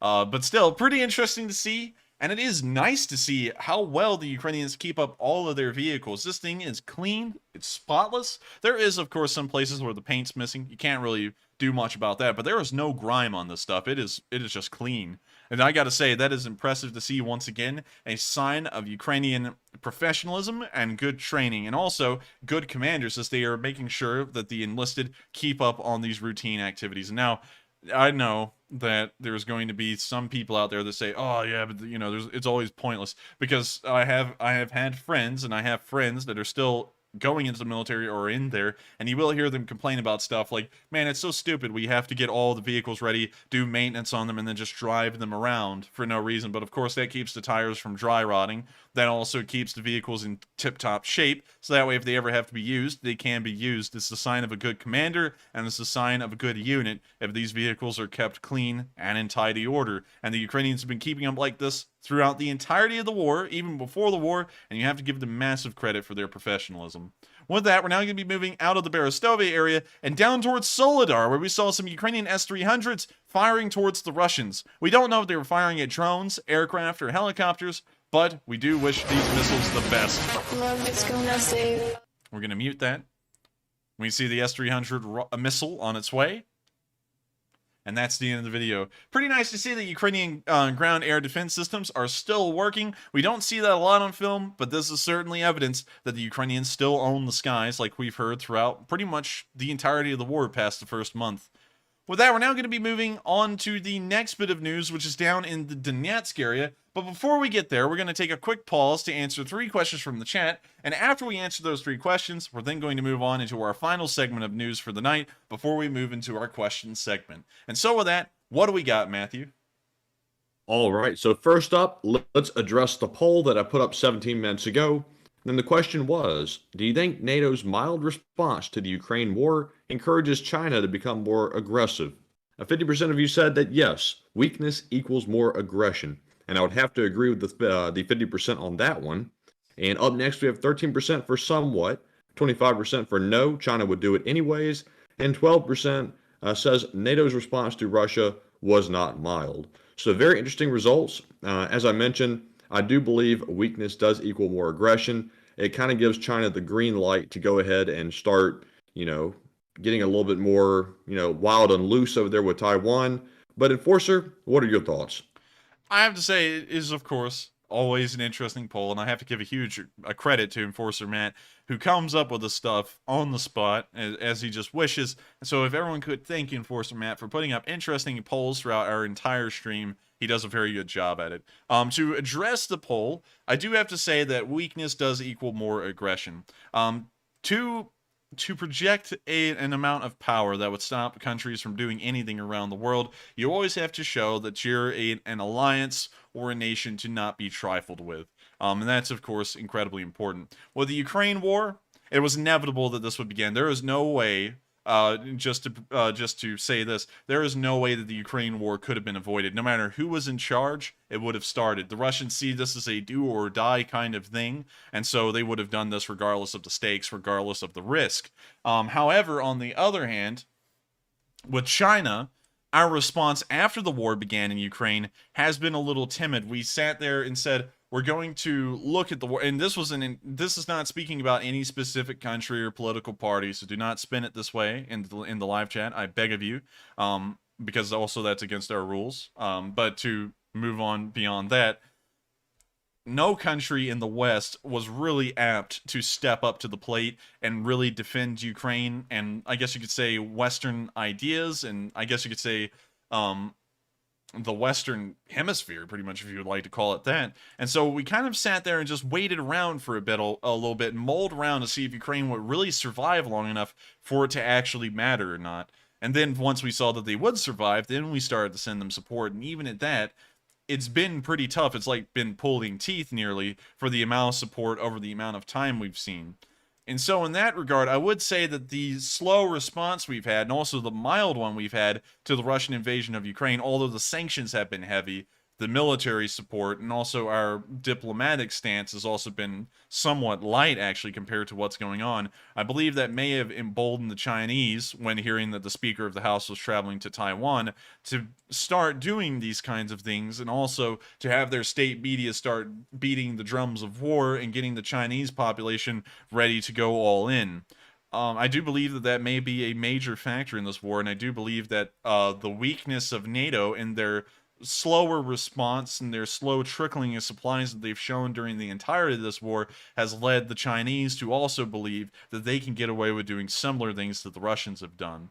And so with that, I hope that does answer the poll. And of course, if you disagree with me, you disagree. I have to give this disclaimer because sometimes people have never heard this before and some people feel offended if I do not agree with them. Everyone can disagree. And just because I disagree with you does not mean you're wrong. It does not mean I'm right. And I could be wrong. You could be right. I could be right. You could be wrong. It's, of course, a free world. Everyone's entitled to opinion. And there may be a day I'm wrong. And there may be a day I'm right. We'll just have to wait and see on this one if this is the case. Maybe the Chinese will back down. This might turn into a world war. But we'll just have to wait and see. And so with that, we are on to the question segment. And so, what do we have as our first question of this question segment? All right. And first up, we have a $50 super chat from BC Skyman, one of our channel regulars and channel legends, I might add, who says, Matt, just to let everybody know, my wife's childhood friend is on the front lines, and we were able to get him some night vision and some body armor. He is still alive, but in a very hot area in Izyum.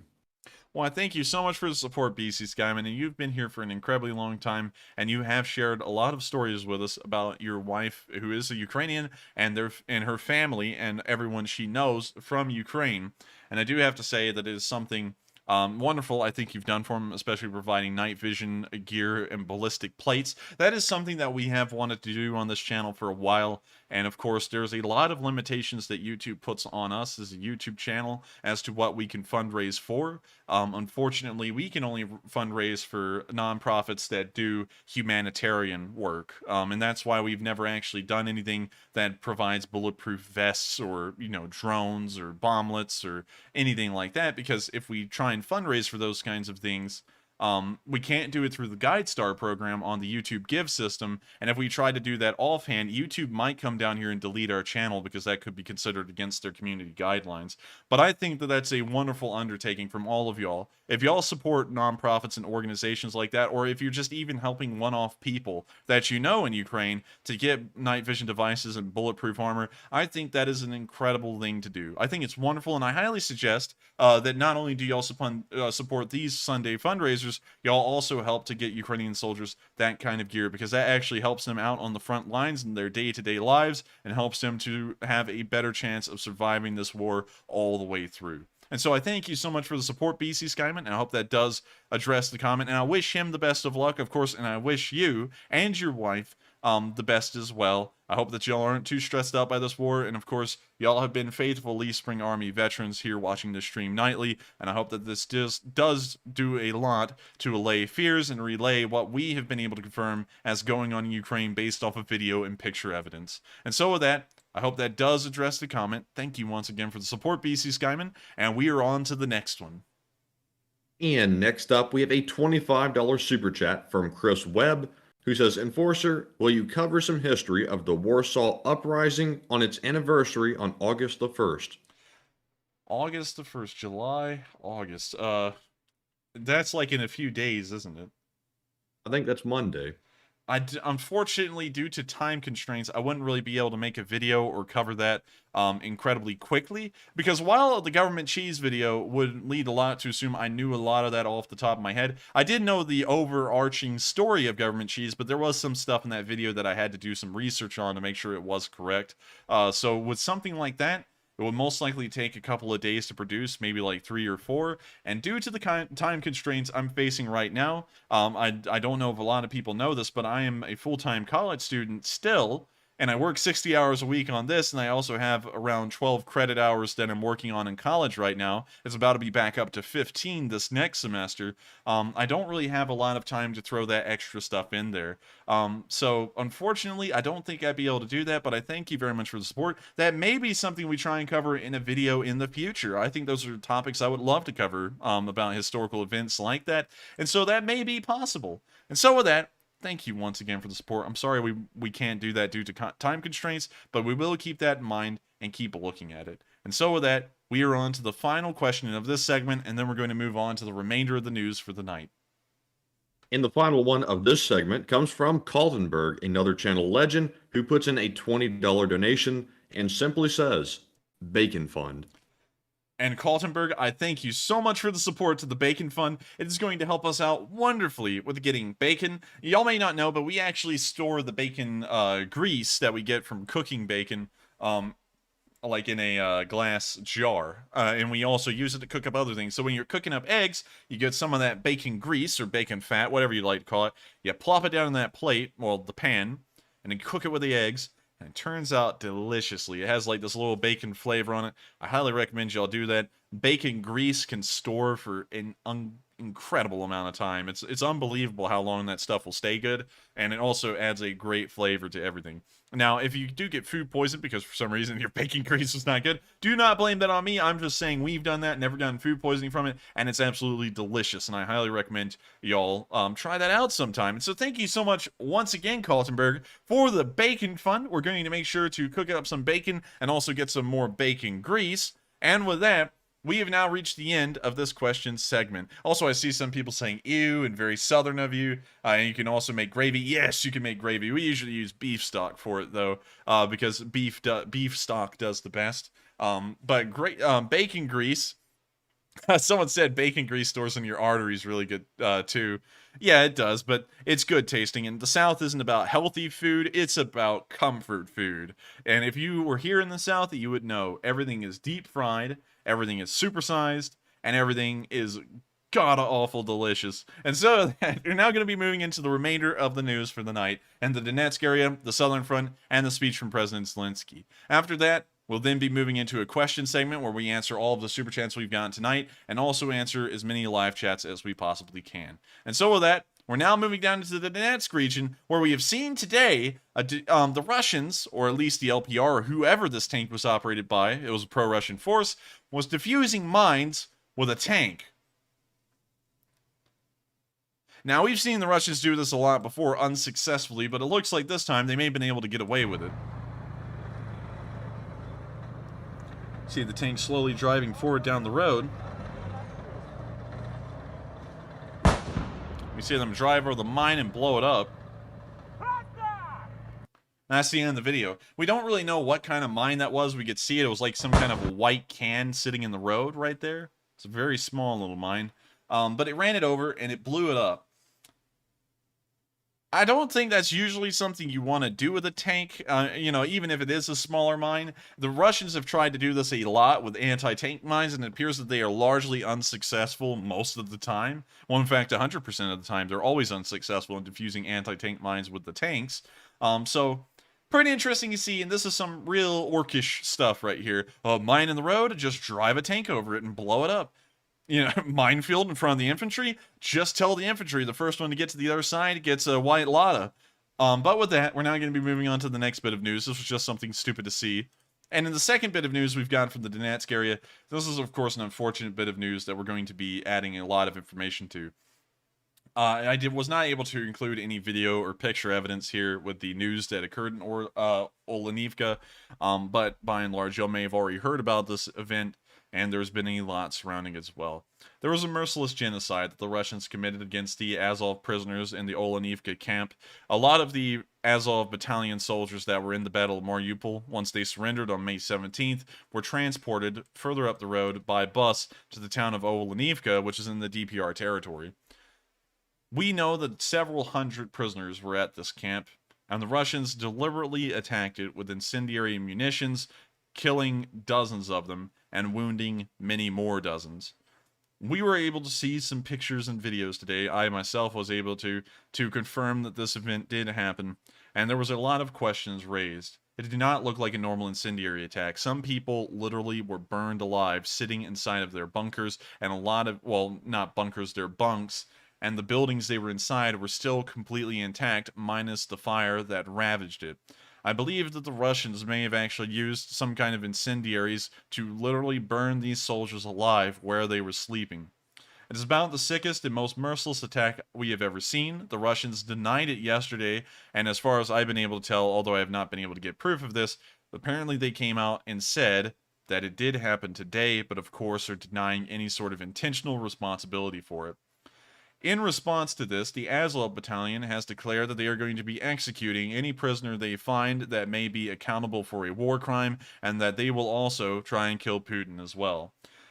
These sentiments are completely understandable. I would say that they're not understandable, you know, and I'm sure we're about to hear someone say, there are people too. War criminals do not deserve the basic, I guess you could say war criminals don't really deserve the basic understanding and lenience that most people get. If y'all may remember, a historical precedent that can be laid out a time before, and even by the United States, was at the end of World War II during the Nuremberg trials, where we took all of the higher-end, top Nazi officials and executed them all by hanging. That is a pretty good example of how, at the time, while the death penalty was, and still is, a going rate of how we conduct things here in the United States, we literally pulled out the gallows for the top German war criminals, and even afterwards, the Mossad of Israel hunted down the remainder of them that were able to escape to Argentina and many other countries around the world unscathed. They went down and tried to kill the rest of them. And so in that instance, I can kind of see why the Azov Battalion would do that, and especially since it was their own soldiers that were mercilessly slaughtered at this prisoner of war camp in Olenivka.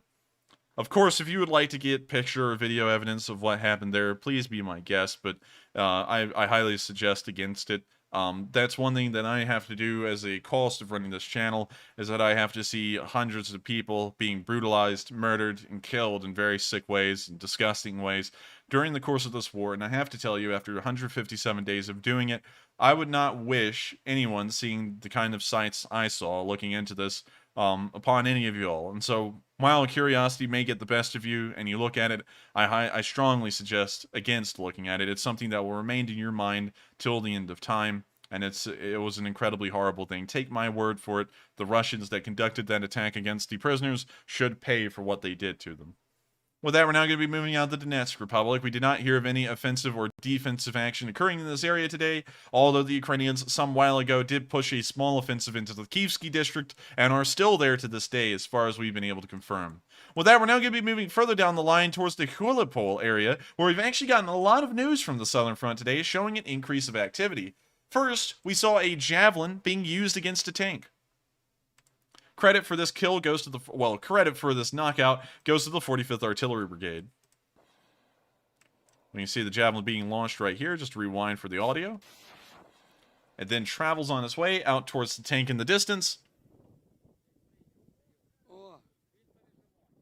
And we now see multiple tanks in the distance burning, especially that one.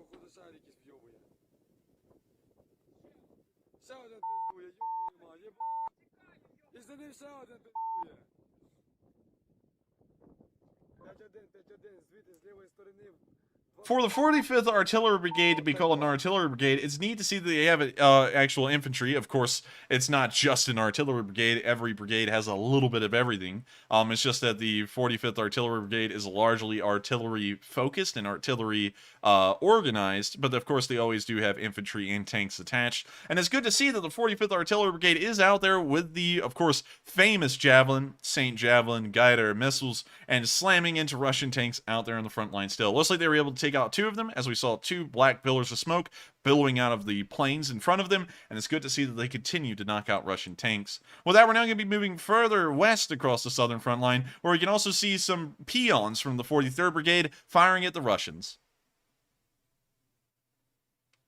Here's the video.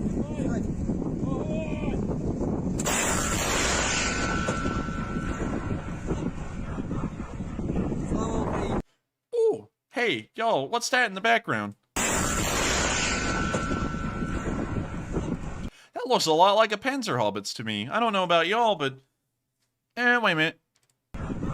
No, that's a Kamaz and then another peon back there. I'm sorry. It looked like a Panzerhaubitze because this made it look like it had a turret, but that is definitely a peon and a Kamaz or a Ural in front of it. With that, that's the end of the video, and it's great to see that the artillery, the 43rd Artillery Brigade, which is also down there where the 45th, is continuing to rain down the fire. Moving into the Russian side of the front lines and behind it, we've also seen some interesting occurrences here. Here we can see Russian soldiers being hit by Ukrainian artillery, maybe even the exact same peons we just saw in the video firing. We can see them here wandering around this building with the blue roof. And now the artillery is coming in.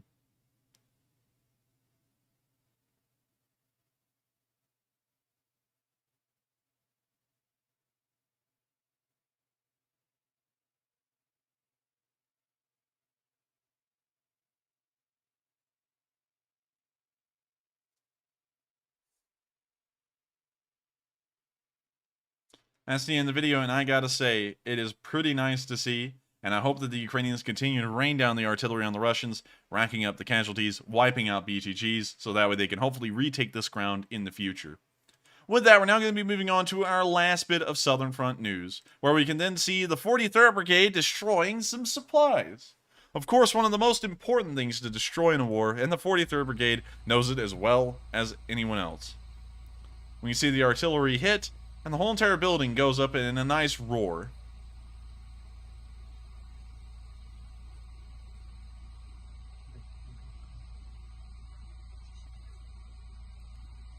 The mushroom cloud continues to billow up, and the fire continues to blaze in the building, letting us know that there was certainly ammunition inside.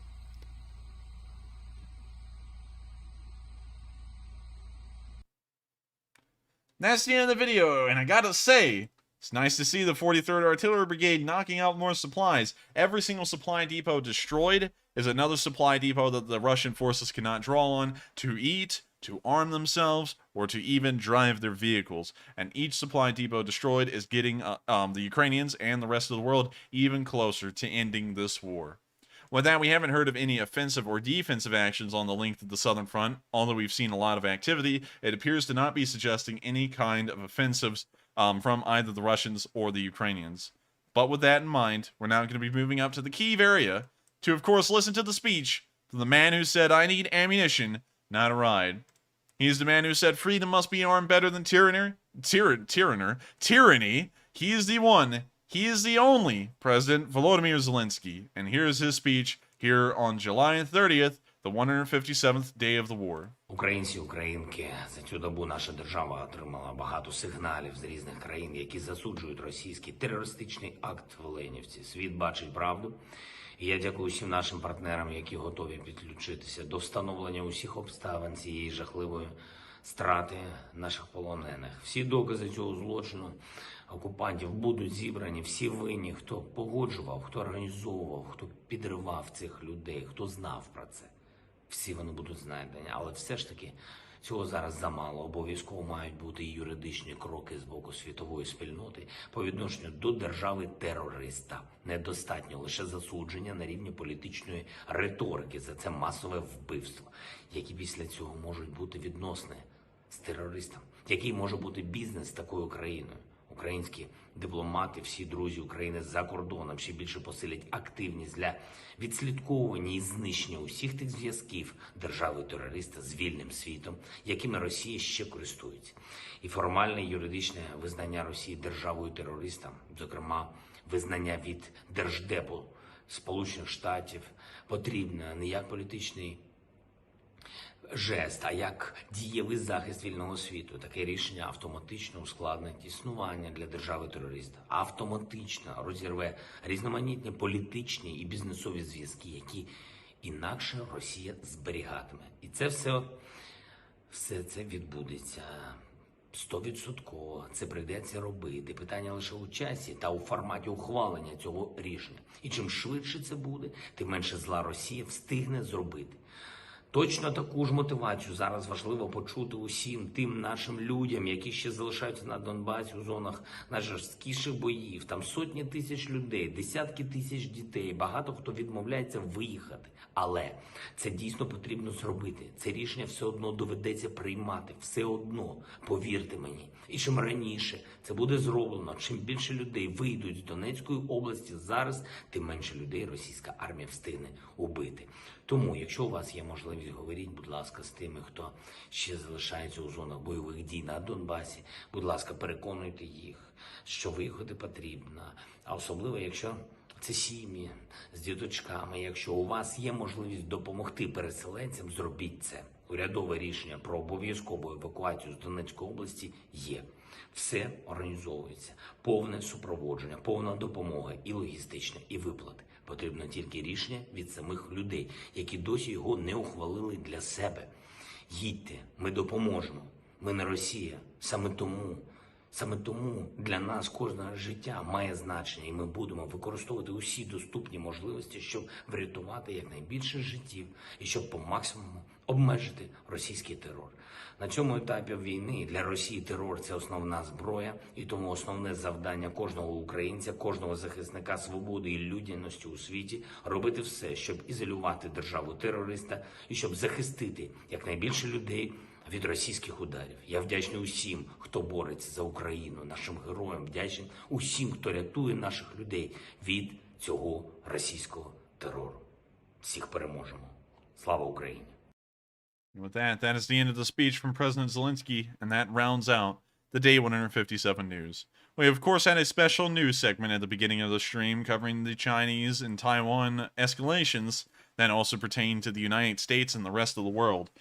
We will be considering, if things continue to escalate and it appears that it will never subside again, we will be considering either adding that news to the stream or creating a separate one or some kind of a video series that explains what's going on in that conflict or that, I guess you could say, crisis. Once again, I do thank you all so much for coming for the Ukraine war news, and it has been an absolute pleasure to report it to each and every one of you. If you have enjoyed and you are new to this channel, please make sure to subscribe. Of course, it helps us out a great deal. And if you would like, please make sure to hit the like button and share this channel with people on social media. If you enjoy our commentary, maybe other people will enjoy it too. And so make sure to reach out to them and let them know that the Enforcer is here and he is covering the news, and hopefully to a very nice degree. And so with that, thank you all once again so much for watching. We're now going to be moving into the question segment. So the stream is not over whatsoever. It's probably going to get twice as long now as we move into the question segment. We'll probably be here for, let me think, probably a whole other hour or more. I don't know. But with that, we're now going to move into the question segment. And also, I've seen maybe one of the most morally interesting dilemmas that Matthew has ever posed in a poll. And so if you'd like, Matthew, could you explain to us why you put up this poll and also the results of it as well? So I actually put up this poll because I was interested to see where the morals of the viewers lie. There's really no correct answer to this poll. However, there are some questionable answers to it, but it is a moral dilemma that is rather famous. So the question was, would you let a civilian go free if it meant they would give away your position to the enemy? And this assumes that you cannot hold the civilian until the war is over. You must either let them go or eliminate them. So some of you said, actually 19% of you said, yes, let them go. Otherwise, it is a war crime. 11% of you said yes with an assurance of silence.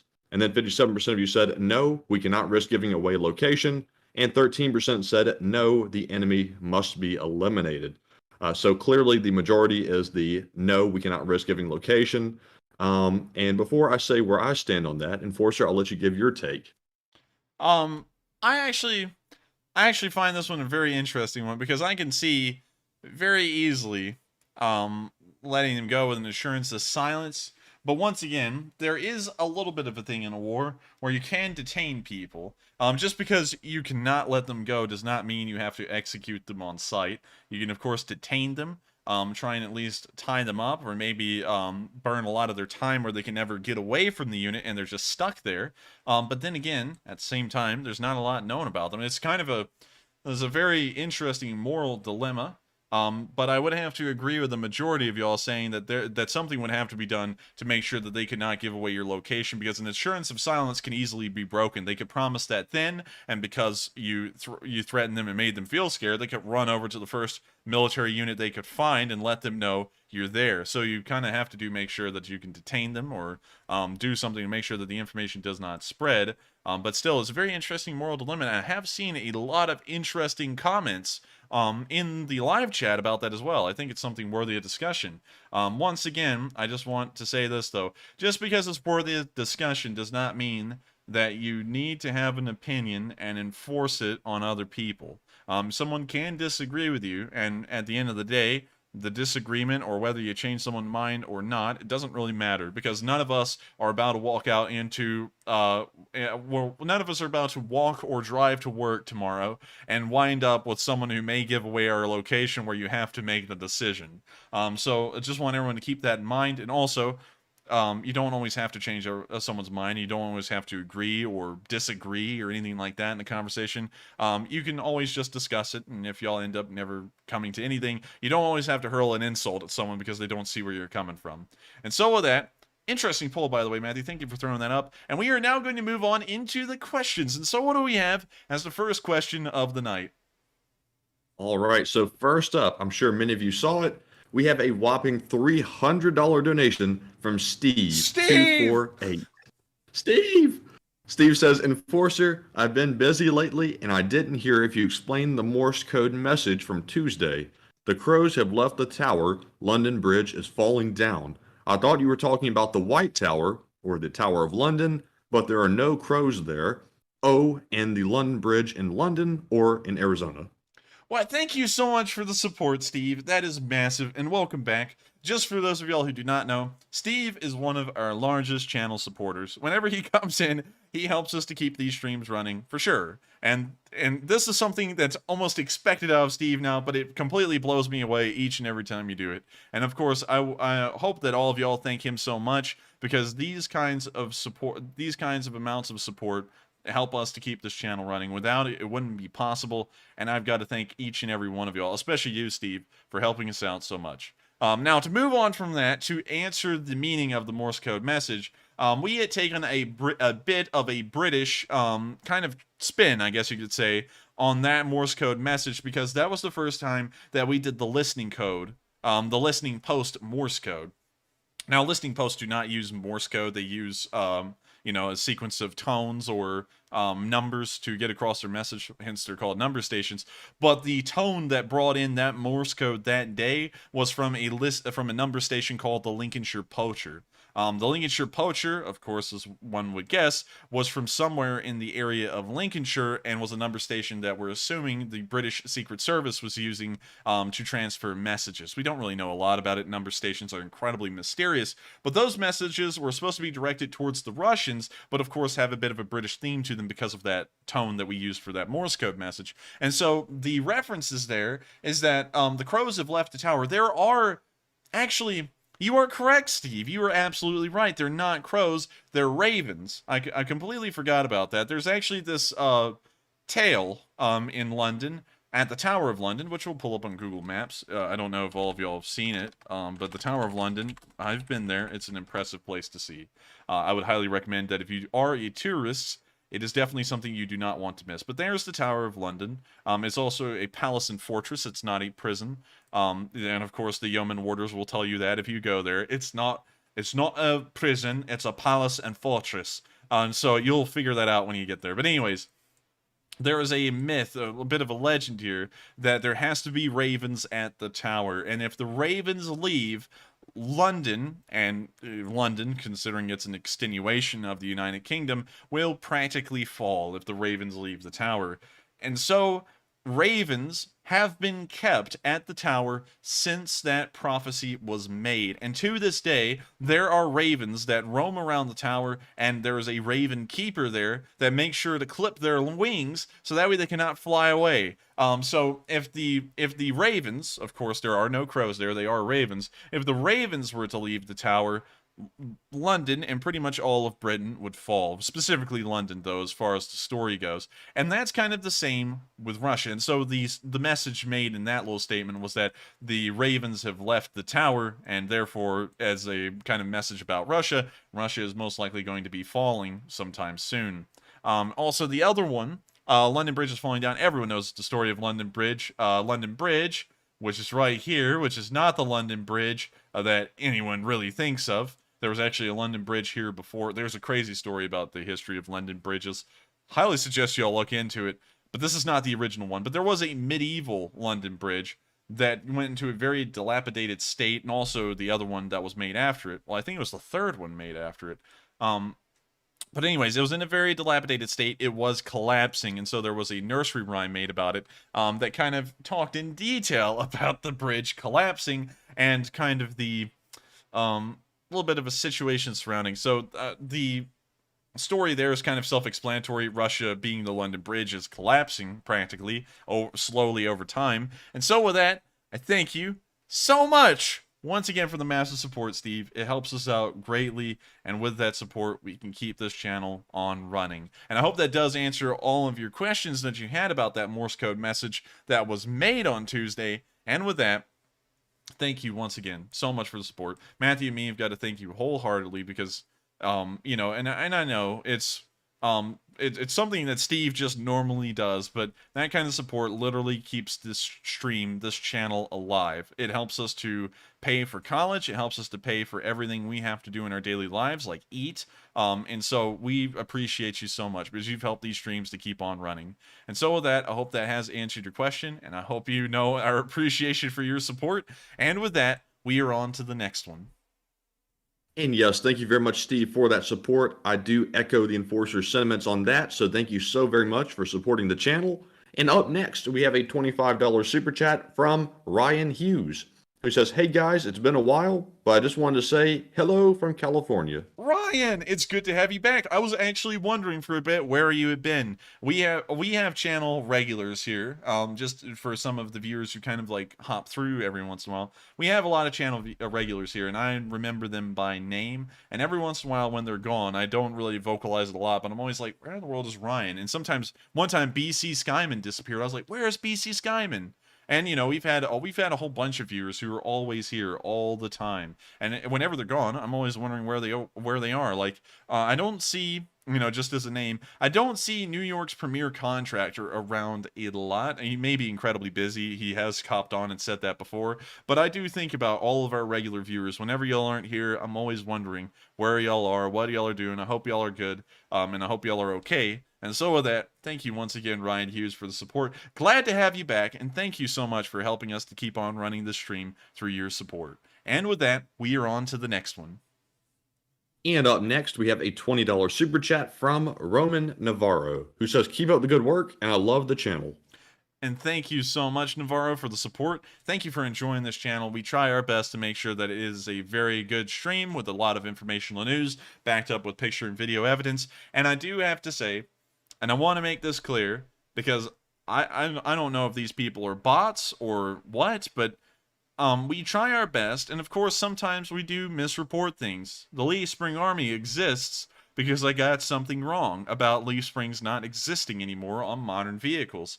And whenever we do have something wrong and someone brings it up, we usually do correct it. I think there may be one or two instances where we never did, but we always make sure to try and circle back and pull up some information to see if we're right or not, and correct ourselves if we are wrong. And, you know, and while I always do complain on the news, saying things that are untrue, there is a little bit, in my defense, I want to say this for a second, there is a distinction in between mainstream news being wrong and me being wrong. when I'm wrong and someone tells me I'm wrong, I usually sit there and say, wait a minute, someone just told me what I said was wrong. Let's pull that up and let's see if I'm right or wrong. And if I pull it up and I'm wrong, I say, well, sorry, I'm wrong. We're going to correct that real quick. It's actually this way. But mainstream news will lie about stuff deliberately sometimes. They will conscientiously know what they're about to say is a lie, and we're going to tell it anyways. And also, the other thing that they'll do is that they will lie, and instead of sitting there and saying something like, oh, we have lied, sorry about that, well, we have said something that's untrue, we're going to correct that, they'll double down on it.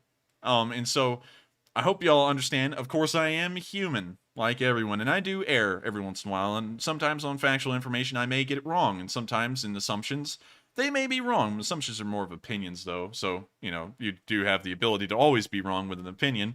But I do thank you all so much for the support and enjoying the effort we try and put into making sure that the news is true, and if it isn't, and we are challenged on it, we always try and go back and make sure to rectify that if it is wrong. And so with that, thank you all once again so much for the support. And with that, thank you once again, Navarro, for your support in enjoying these streams, and I'm glad that you do find these streams worthy of helping to keep on running. And with that, we're on to the next question, and thank you once again so much for the support. And next up, we have a $20 super chat from Peteroser, I think is how it's said, hopefully so, who says, the LSA needs a logo. I humbly submit this for the LSA's consideration. A short video of it is available on my channel. Enforcer is welcome to the vector art if you want it. Well, thank you so much for the support. We will take a look at it, but we have been thinking that our by and large logo may be what was on the shirt, and I have seen a lot of people asking for it to come back. We have been thinking about it, and it may be in the works in the background. It's not going to come back in the exact same iteration it was in the limited edition run, but we have been thinking about making that a permanent store item. So if you are a Lee Spring Army member, you can always go and get one and wear it. We did have the idea a while ago to address this because some people may be wondering about it. Someone brought up the idea of having different ranks on different shirts for people to get. We did look into that, and there would be far too many SKUs we would have to make for that, and also we wouldn't want our designs to be bland, and to do that, it would take an amount of skill and effort we unfortunately do not have. So we will make it the property of the Lee Spring Army shirt again. We're thinking about removing the property of part and just putting LSA on the shirt. But then again, we're still working on that. But I do thank you so much for the support and so much for the offer of the logo and a design. We'll try and look at it after the stream and see if it is pretty good. And so with that, I hope that does answer your question. And I hope that all of y'all are incredibly proud to be Lee Spring Army members, because we've gotten a very long way. We've done a lot, and we've seen a lot as well, for certain. And so with that, I hope that does answer the question. And I thank you so much once again for the support. And with that, we're on to the next one. And thank you once again. And next up, we have another $50 super chat from Ryan Hughes, who says, I've been watching, just been busy. Here is some cash to make for my disappearance. Well, I thank you so much for the support once again, Ryan. And also, it's perfectly fine. I mean, like, if you do disappear, it's perfectly okay. I just hope that y'all are good. Y'all are taking care of yourselves and you're well. Because sometimes we do have viewers disappear and they come back and they say something like they just came out of the hospital. And that's always like, oh, man. You know, it's like, you know, honestly, I gotta say this. I hate when viewers come back and say that at the beginning of a stream, because that kind of puts Matthew and me down. We're like, oh man, we're like, that's a downer. And then we have to like try and put on a happy tone and stuff going into the stream, knowing that someone just went through a hospital visit and they, you know, kind of had a rough time. So if you ever have bad news and you're coming back to the stream, make sure to save that for now during the question segment, so that way we can feel down at least towards the later end of the stream instead of the early part, because we care for y'all. And we don't want to sit there and think that one of y'all is in a bad state or a bad condition or anything. So please, just for the sake of me and Matthew starting off the stream, save the bad news for later. But I do thank you so much for coming back, Ryan. It's perfectly okay. And I thank you so much for the support and helping us to keep running, because that kind of support really does count in helping us to keep this thing going. And so with that, thank you once again, Ryan. I hope that does address that comment. And we are on to the next one. And next up, we have a $20 super chat from Bill G, who says, are the Russian army at the point they fear the Ukraine army more than Russian state security agents? That's a great question. I can't really answer that one for you for certain. We don't have enough evidence to go either way on that. It's a great joke, though. I like it as a joke. But to try and answer it seriously, I think that they were always more afraid of the Ukrainians after about mid-April, or maybe the beginning of April, than Russian security forces. By and large, we have seen a lot of mutinies, which appears that they are far more scared of the Ukrainians than whatever the Russians could do to them. And so with that, I hope that does answer the question. I thank you so much for the support once again. It was a really good one, both as a joke and a serious question. And with that, we're on to the next one. I hope I was able to answer that, at least in my opinion. And next up, we have a $20 super chat from Old War Vet, who says, "Great job, guys, and keep up the good work." And thank you so much for the support. We're going to try our best to keep up this good work. And with that kind of support, we're able to keep the lights on, keep on feeding ourselves. And so it helps us a whole load in helping these streams to keep on going. And so we're going to keep up the great work. And thank you so much once again for your support. And with that, we are on to the next one. All right. And up next, we have a $20 super chat from let's see here. Kaald Kwalarkalo.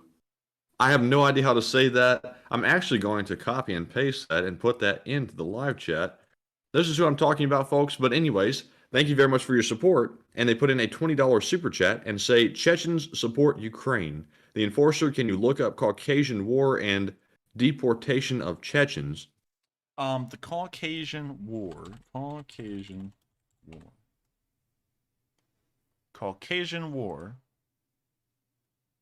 is a 19th century military conflict between the Russian Empire and various people of the North Caucasus, who resisted subjugation during the Russian conquest of the Caucasus.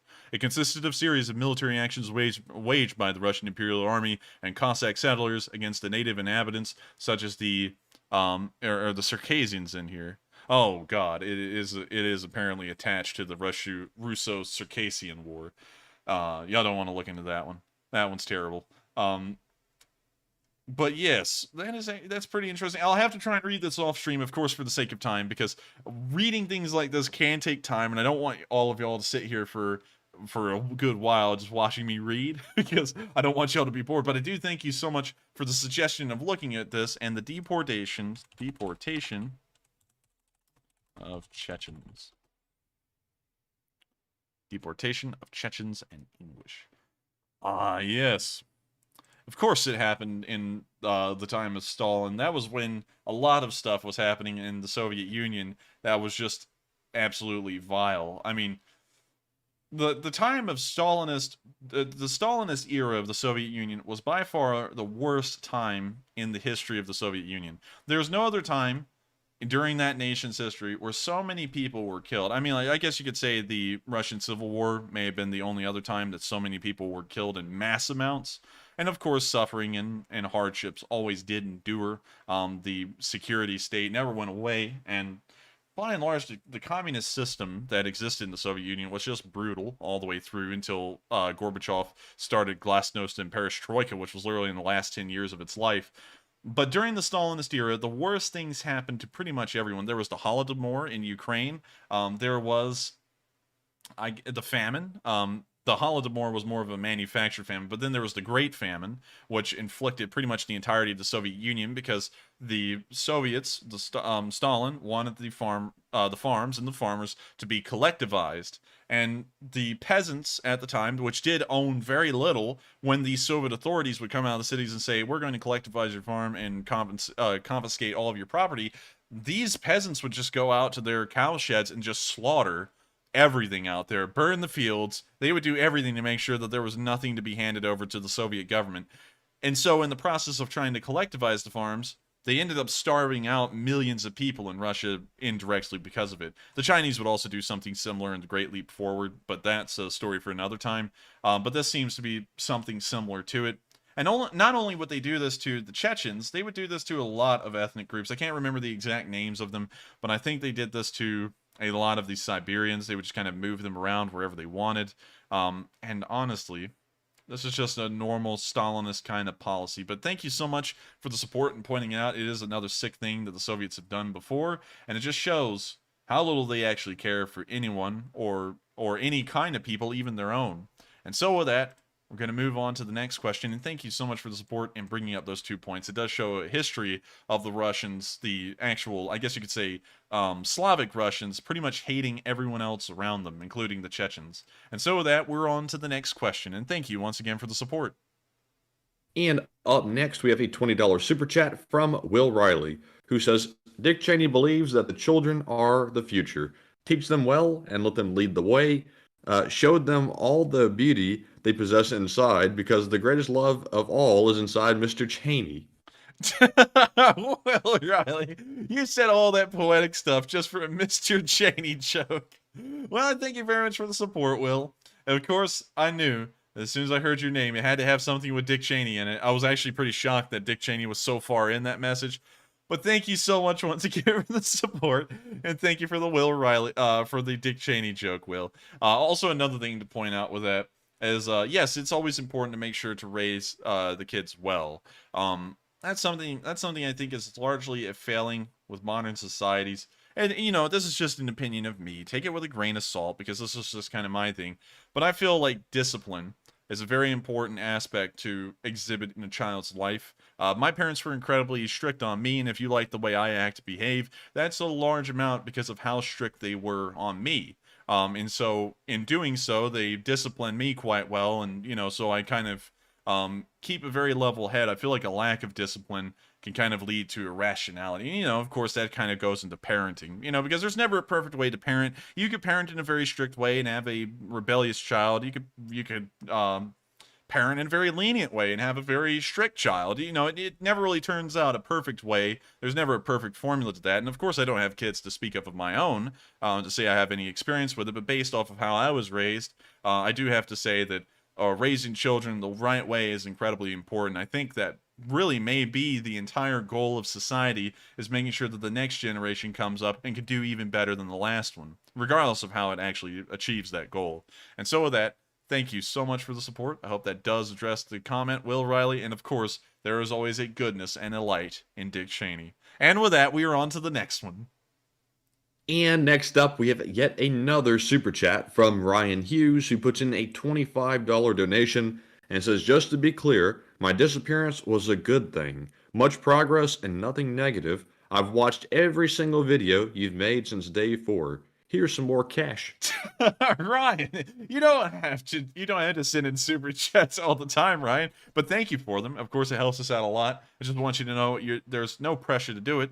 It helps us out a great deal, and of course, if anyone feels like they would like to help us keep running, please feel free to do so. You know, it actually does help us. But if it's ever pushing you into a bad situation, make sure not to. We of course care for all of y'all, want to make sure y'all are all right. So take care of yourselves, and of course, if you'd like to help us out, please do that. But Ryan, I'm glad to hear that you've had a lot of progress in the background. Sometimes you just got to get to the grindstone, and you just got to get at it.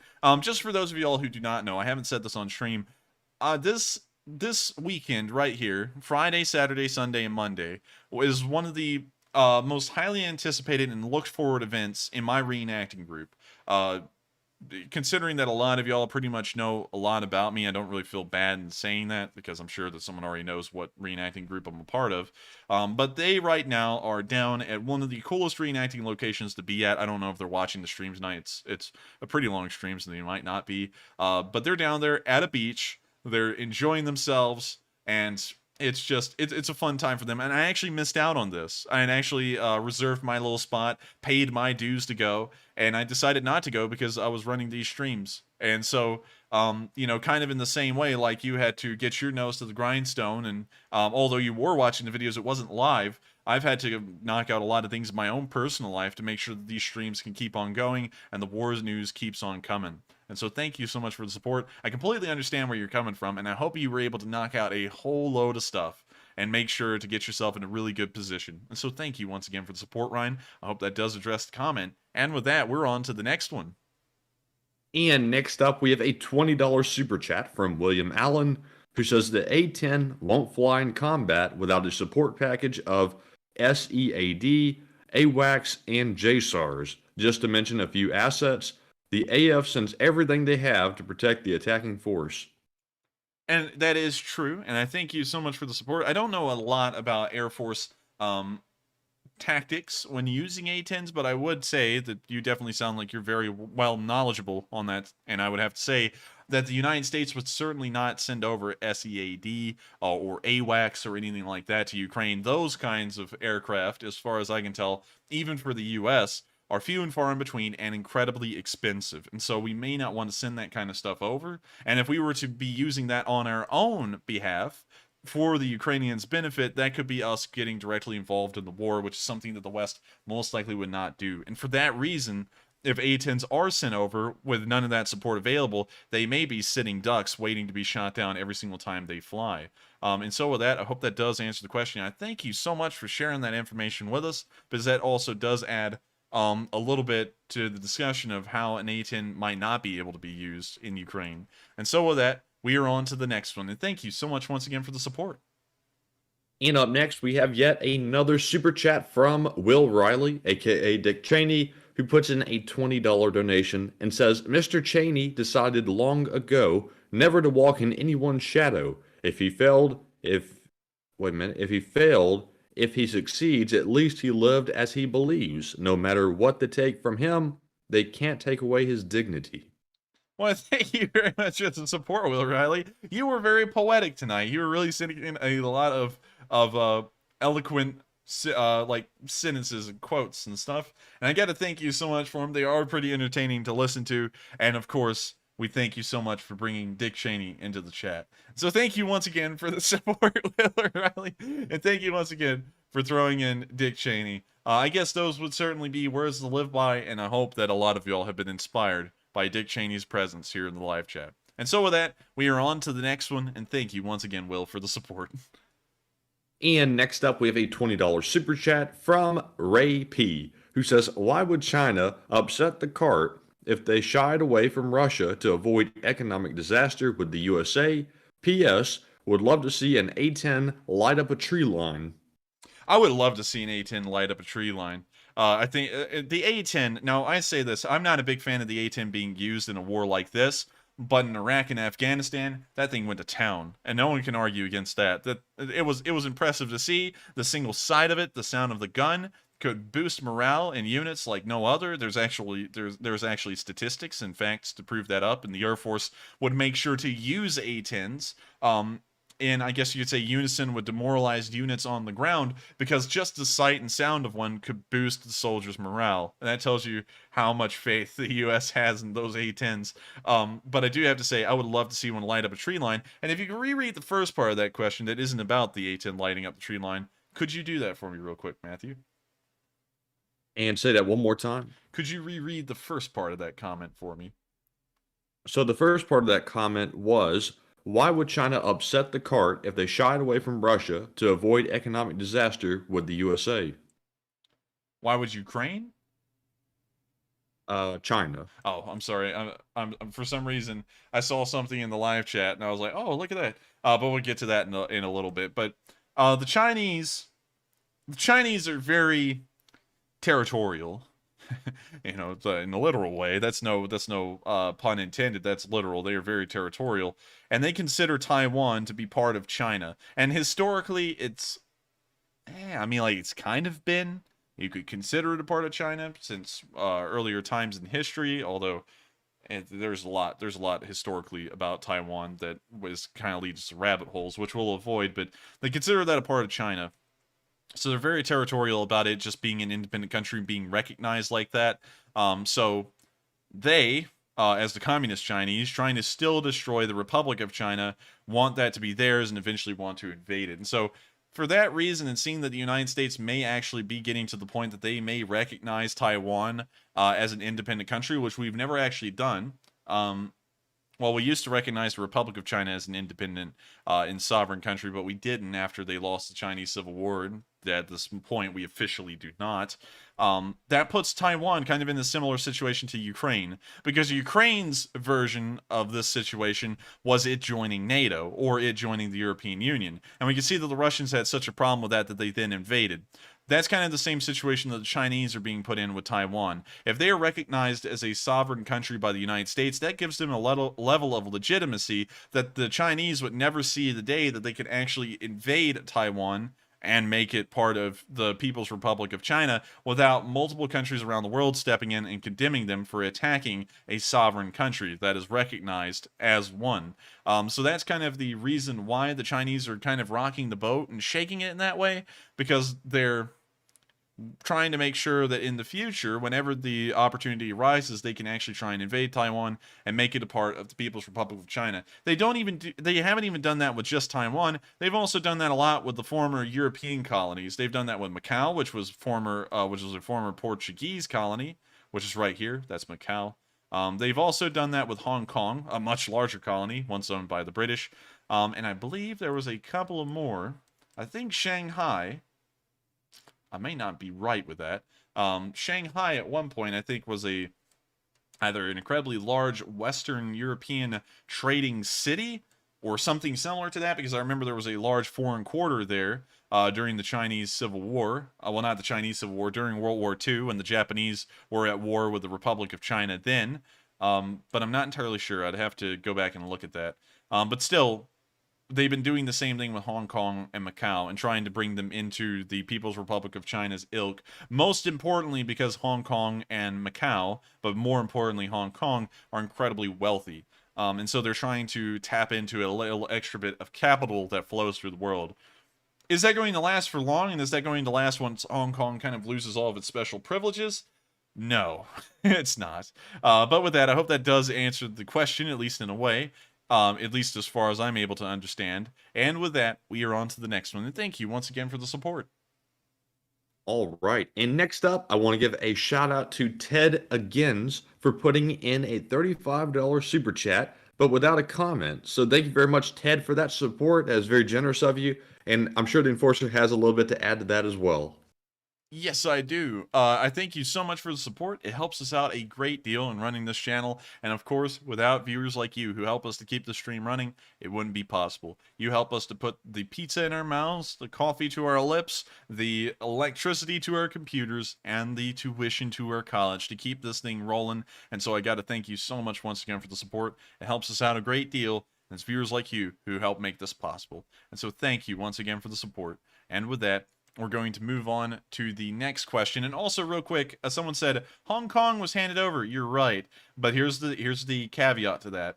If the British had not handed over Hong Kong at the end of the 99-year lease, the Chinese were willing to invade and begin a war with the British. That was kind of the inferred threat there that had been given by the Chinese, is that if you do not give us Hong Kong, we will invade it and take it over by force. And so the British were kind of like, well, you know, considering that the British had declined from being an empire to a world power, and the Chinese had, at that time, started to rise from being a massive, burgeoning-sized, I guess you could say, regional power, and they were now entering the realm of world power, and just a few years later, they would start to kind of enter that realm of a quasi-superpower. The British had their hands tied behind their back, and they had no option rather than to actually give it over, although the people of Hong Kong were massively against it. They did not want to become a part of communist China, and actually a lot of the citizens of Hong Kong are Cantonese, so a lot of them are actually Chinese people, but they did not want to be a part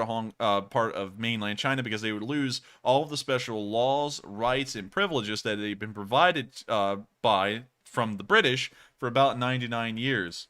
So with that, I hope that does kind of address that a little bit. That is true, it was handed over, but the Chinese were willing to go to war to get Hong Kong back if they had to, once that 99-year lease had expired. And so with that, we're on to the next question. Right, and real quick, Ted actually sent in a chat with his donation. He said, my chat isn't posting with the donation a few days news about the U.S. supply 10,000 MLRS rockets to Ukraine. They come in 6-pack pods. Is this 10,000 individual rockets or 10,000 6-packs? I think those may be 10,000 individual missiles and then divided up into the 6-packs. Of course, the United States, I say the Americans like I'm not from here, but the United States loves 6-packs.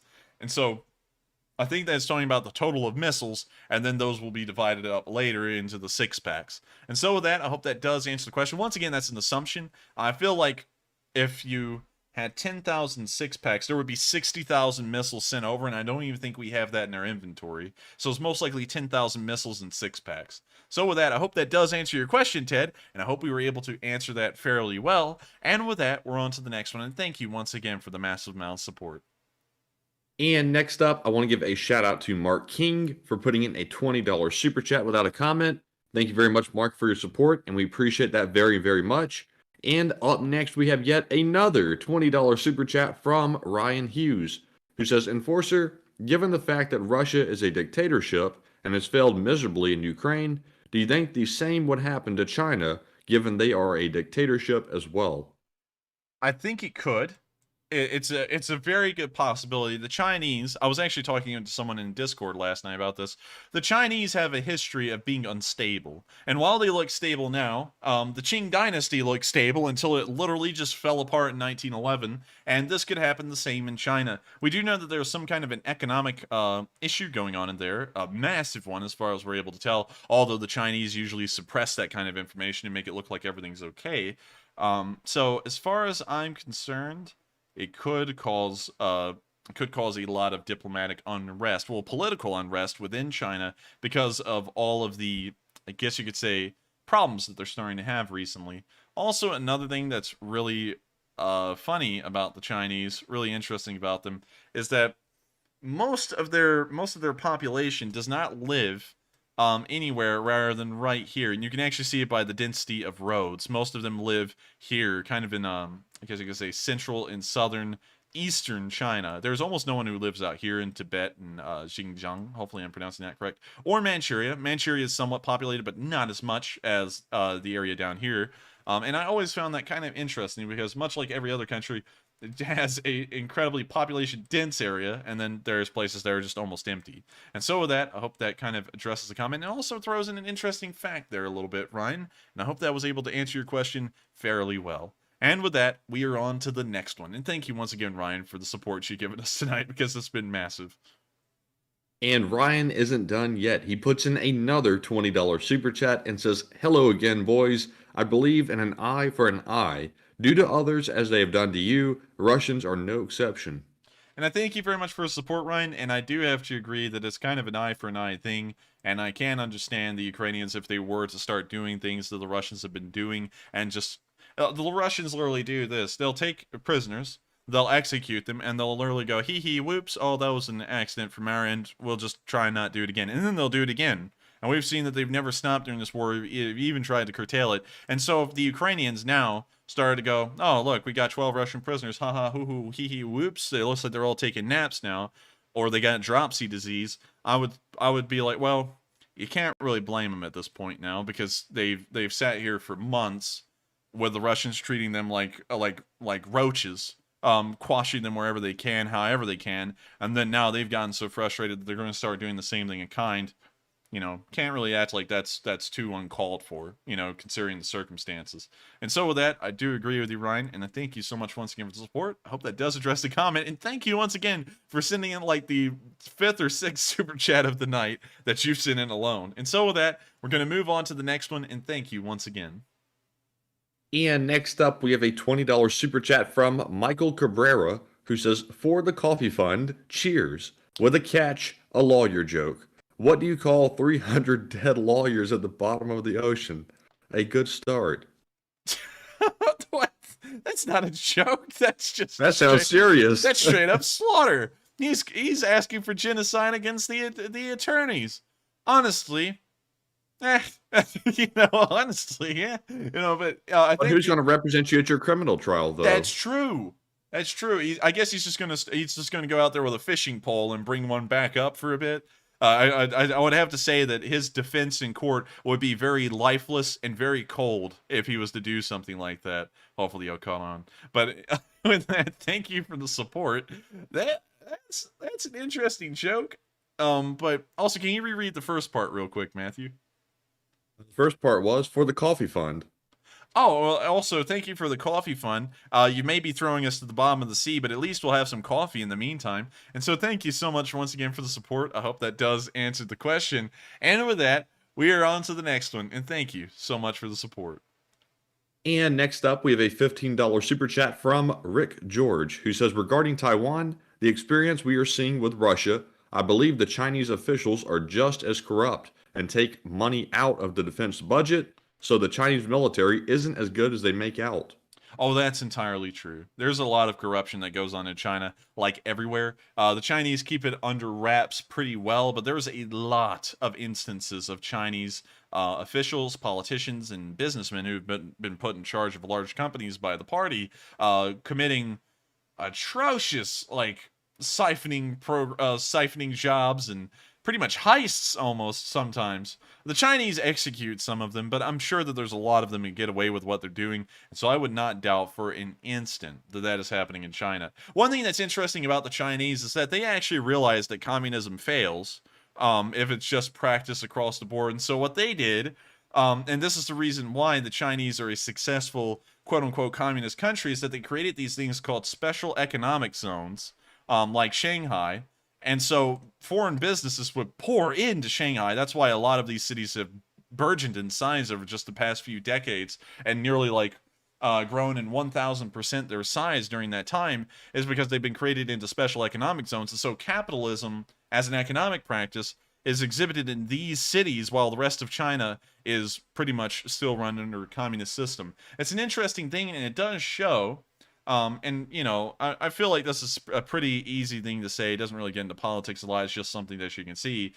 Capitalism is almost the basic system of the world, and without it, a country that tries to distribute everything equally will not, it's just not a competitive or a viable option. There's always some kind of a ladder, some kind of a competition going on, and for a nation to survive, it has to compete. It can't just be sitting there stagnant.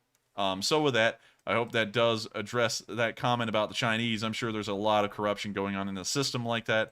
And so with that, we are on to the next one. And thank you once again for the support. And next up, we have a $12 super chat from Duncan VR, who says, recommend watching Easy. It's an Italian movie filmed in Ukraine before the war. Nice scenes in the Ukraine countryside. Oh, Lord. Here we go. Hey, Matt. Woof woof. Bah. Well, thank you very much for the support. I don't know if it's this movie, Easy. I don't know which Easy it is. I'm not sure I watch something like this. I actually try and keep my movies pretty tame for the large part. Rather than The Boys. That's like the only thing I've really watched that's just out there. But a great movie to watch, you'll be hard pressed to find it anywhere, is the movie Waterloo. From 1970. This was actually filmed in Ukraine as well. It was about the Battle of Waterloo. And what you're looking at right here is the largest ever war movie made in terms of all of the extras they used. These are actually all soldiers of the Soviet army that were dressed and trained in Napoleonic era tactics. And I have to say, it's the most impressive film project ever undertaken, at least in the terms of people who were involved. There was something like 14,000 extras. And they did an impressive job at making this movie. You can watch the entire thing on YouTube. It is unbelievably good. And man, I just gotta say, it was impressive. It was beautiful. I mean, like every shot from this movie, like this, The Charge of the Scots Greys, it looks like the painting itself. And so with that, I hope that does answer the question. I will look into that movie, but if you want to see another one that was filmed in Ukraine that was impressive, it is this movie here. Every single scene from this movie looks like a painting of the actual Battle of Waterloo. And so with that, we are on to the next one, and thank you once again for the support. All right, and next up, we have a $10 super chat from Alan H., who says, hi, Enforcers, I hope all is well with you. Enforcer, if you like the Swedish stealth tank, then check out the Swedish howitzer called the Archer. Keep it up, guys. Your work is awesome. From AL from UK. Well, I thank you very much for the support, and let's pull up that Archer howitzer. We've seen this before, actually, and I did think it was really cool. Also, I think it looks really narrow, don't you think, Matthew? Yes, quite. Yeah, it's really narrow, but the wheelbase is really wide. It's kind of interesting. But yes, I have seen this before, and this thing has an unbelievable fire rate as well, and I honestly gotta say, pretty cool design. And I thank you so much for being my Swiss like not my Swiss, my Swedish technology plug. Like you're in here now, like, oh, if you liked what the Swedish did with this, check this out. And I gotta say, this is a really cool one as well. Apparently only 48 of them were built. Hopefully more will be made in the future. And hopefully some of these will become museum pieces when I'm an older person, so that way I can go to museums whenever I get the chance to Sweden and see these things. And so with that, I hope that does answer the question. Thank you very much for sharing that with us. We did know about that one already, but it's still too cool to take a little circle back and look at it there. And so with that, we're on to the next one, and thank you once again for the support. And next up, we have another super chat from Ryan Hughes. And Ryan, thank you so much for the continued support. I think this is your 7th one tonight. He puts in another $20 donation and says, corruption around the world is what civilians are waking up to. Even though we are going through dark times, in hindsight, things are getting better. Hope for everyone. Well, thank you so much for the support, Ryan. And I do agree that corruption is an issue that every country faces, and that's one thing. That's one thing that I don't really touch on a lot, specifically, because we don't ever really talk about things in the United States. And oh man, I'm just imagining if I even tried to say anything neutrally there, it would just devolve into a firestorm. But corruption is present everywhere. And I'm going to have to say there's a lot of corruption in the United States. I'm not going to say how, why, or where. I will tell you though that it's not what you're thinking. It's actually within your localities for the most part. It's not anything nationwide. It could be within the courts. It could be within the police, and I'm not trying to say that that's across the board and everyone in there is bad or anything like that, but I do believe that there should be a charge like Teddy Roosevelt led in the early 1900s to try and root out corruption from our system. There's always the need to improve. I'm not saying that it'll ever go away. And when I say that there's even corruption in every country like here, there's always room for improvement. And there's always room to think that there will be a better time tomorrow. And so I think that should always be a striving goal of every country, is to try and root out corruption and make sure that you have the purest system that you can realistically achieve. But, nothing's perfect. There will always be corruption, but I think there should always be a constant striving to make sure that corrupt officials are always removed, held accountable, and that people take their place who will not take advantage of their position or what they do. And so with that, I hope that does answer the question. And with that, we're going to move on to the next one. But I do ask of everyone, because whenever I say that, I'm not making it political. It is a critique of the entire structure, especially when I talk about the United States, as a critique on everything. So it's not talking about party A or party B, it's talking about party A's and B and everyone in between, because it happens a lot. It happens a lot more than you would believe. And so with that, we're going to move on to the next question. And I thank you once again for the support. And I would have to say that corruption is definitely something, Ryan, that the whole entire world is kind of becoming attentive to. In fact, they've always been attentive to it. It's just that it kind of ebbs and flows in terms of how much attention the public really gives it. And so with that, we're on to the next one. And thank you once again for the support. And next up, we have another $15 super chat from Ted Agains, who says, I have more ? Today, Volodymyr Zulkin, Journo interview, Z Army PWs, stated that a 40-man exchange was to occur today. Russia's actions of the last 2 days killed deal. Do the Z-men not want their people back? The Z-men don't care about their people. They leave dead bodies all over the place in Ukraine. And so I don't think they do really care. And so I think it doesn't really matter to them whether the agreement fell apart or not. They'll just explain it away as the evil Ukrainians didn't want to exchange to Russians. They're going to torture them for longer or something similar to that. And so I believe the short answer to that question would be no. I don't think they really care about their people. They've made that very clear throughout this entire war. And so with that, I hope that does answer your question. And I thank you once again for the support. And with that, we are on to the next one. All right. And next up, we have a $10 super chat from William Allen, who says, Hong Kong is the CCP most valuable asset. You can expect retaliation to target their economic heart, not from the U.S., but Vietnam, Philippines, Aussies, and Republic of China.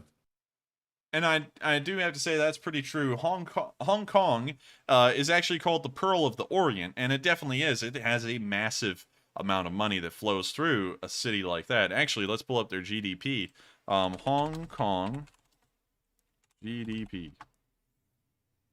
$346 billion.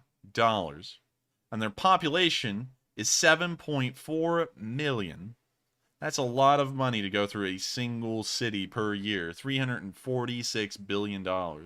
And in that reason alone, if we were to look at, I wonder if we can actually find an individual GDP of Shanghai as an individual city. Oh, come on. Are you going to give me GDP per capita? Well, we want to find the GDP of all of Shanghai.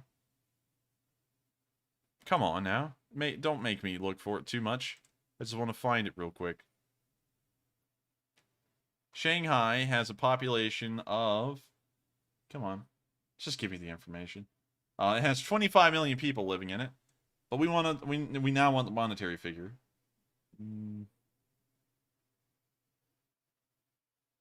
$680 billion. And so that gives you a little bit of a wealth idea there as to how 25 million people, pretty much in Shanghai, only produce twice as much in GDP per year as Hong Kong does, with a population that is, let's see, let me actually do some math there to get y'all an actual percentage figure. 24.8 divided by 7.4. Shanghai's population is almost 350% larger than Hong Kong's, yet they only produce 100% more in terms of GDP per year. And that gives you an idea of how wealthy Hong Kong really is as a territory of China, well, special administrative region of China, and as a city alone. And so with that, I do entirely agree with that statement, and I thank you so much for the support. And I do believe that it's incredibly important that the security in the future of Hong Kong is of economic importance to everyone around the world. And so with that, I hope that does address the comment. And thank you once again, and we're on to the next one. And next up, we have a $10 super chat from Tito McLovin, who says, Enforcer, a huge Chinese motive is TSMC 3nm chips. Only South Korea has the 3nm chips.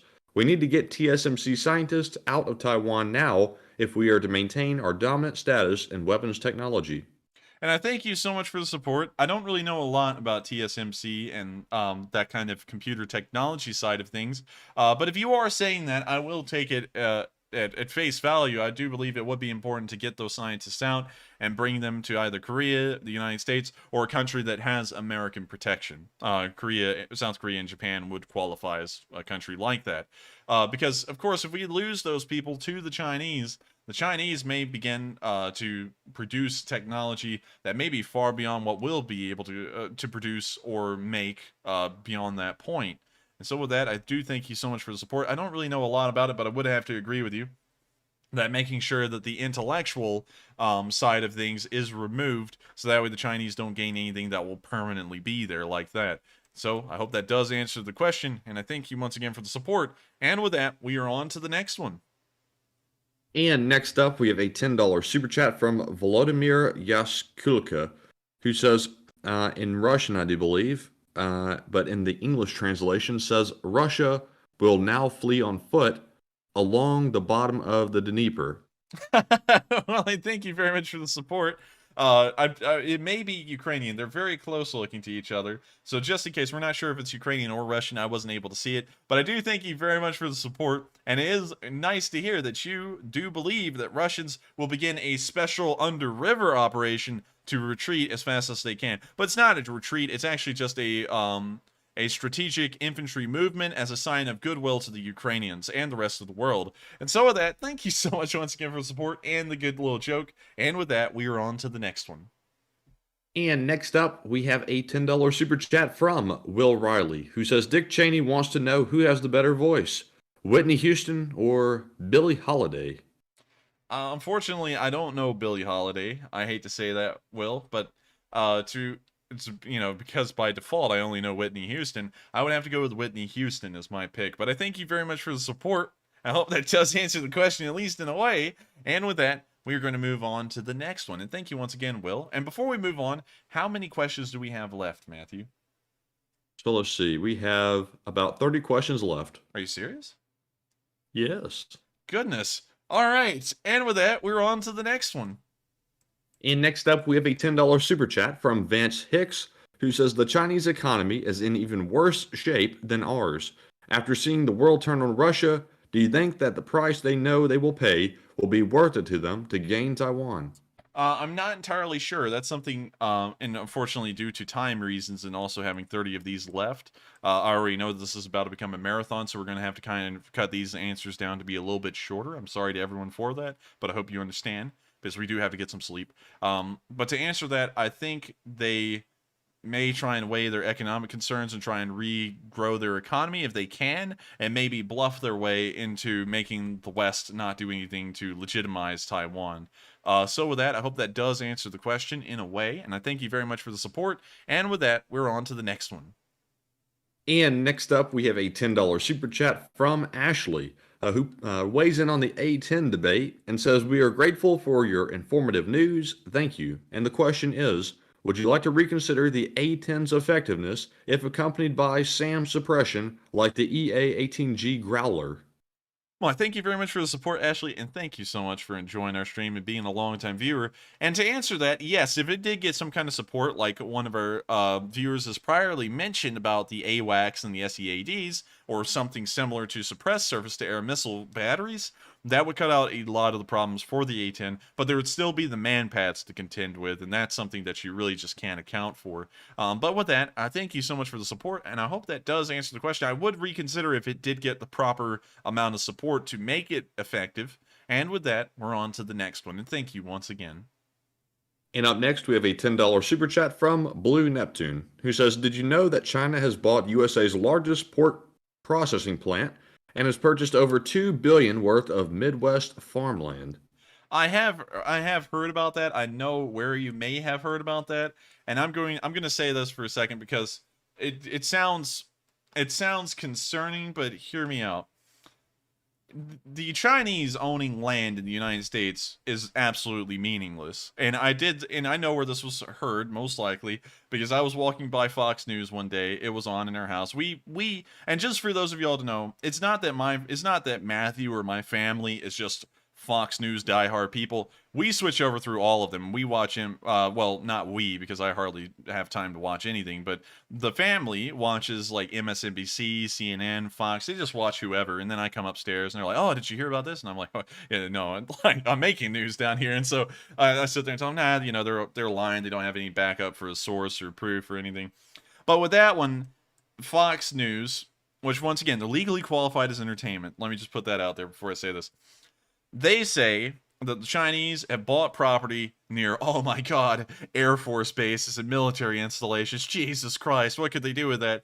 And the thing is that they can do nothing with that. And if the U.S. government or a federal agency ever thought that they were doing anything on that land, like setting up listening posts or anything like that, you can simply just get a warrant and the FBI could go out there to this property and search the thing and flip it upside down to see if the Chinese are actually doing anything clandestine on it.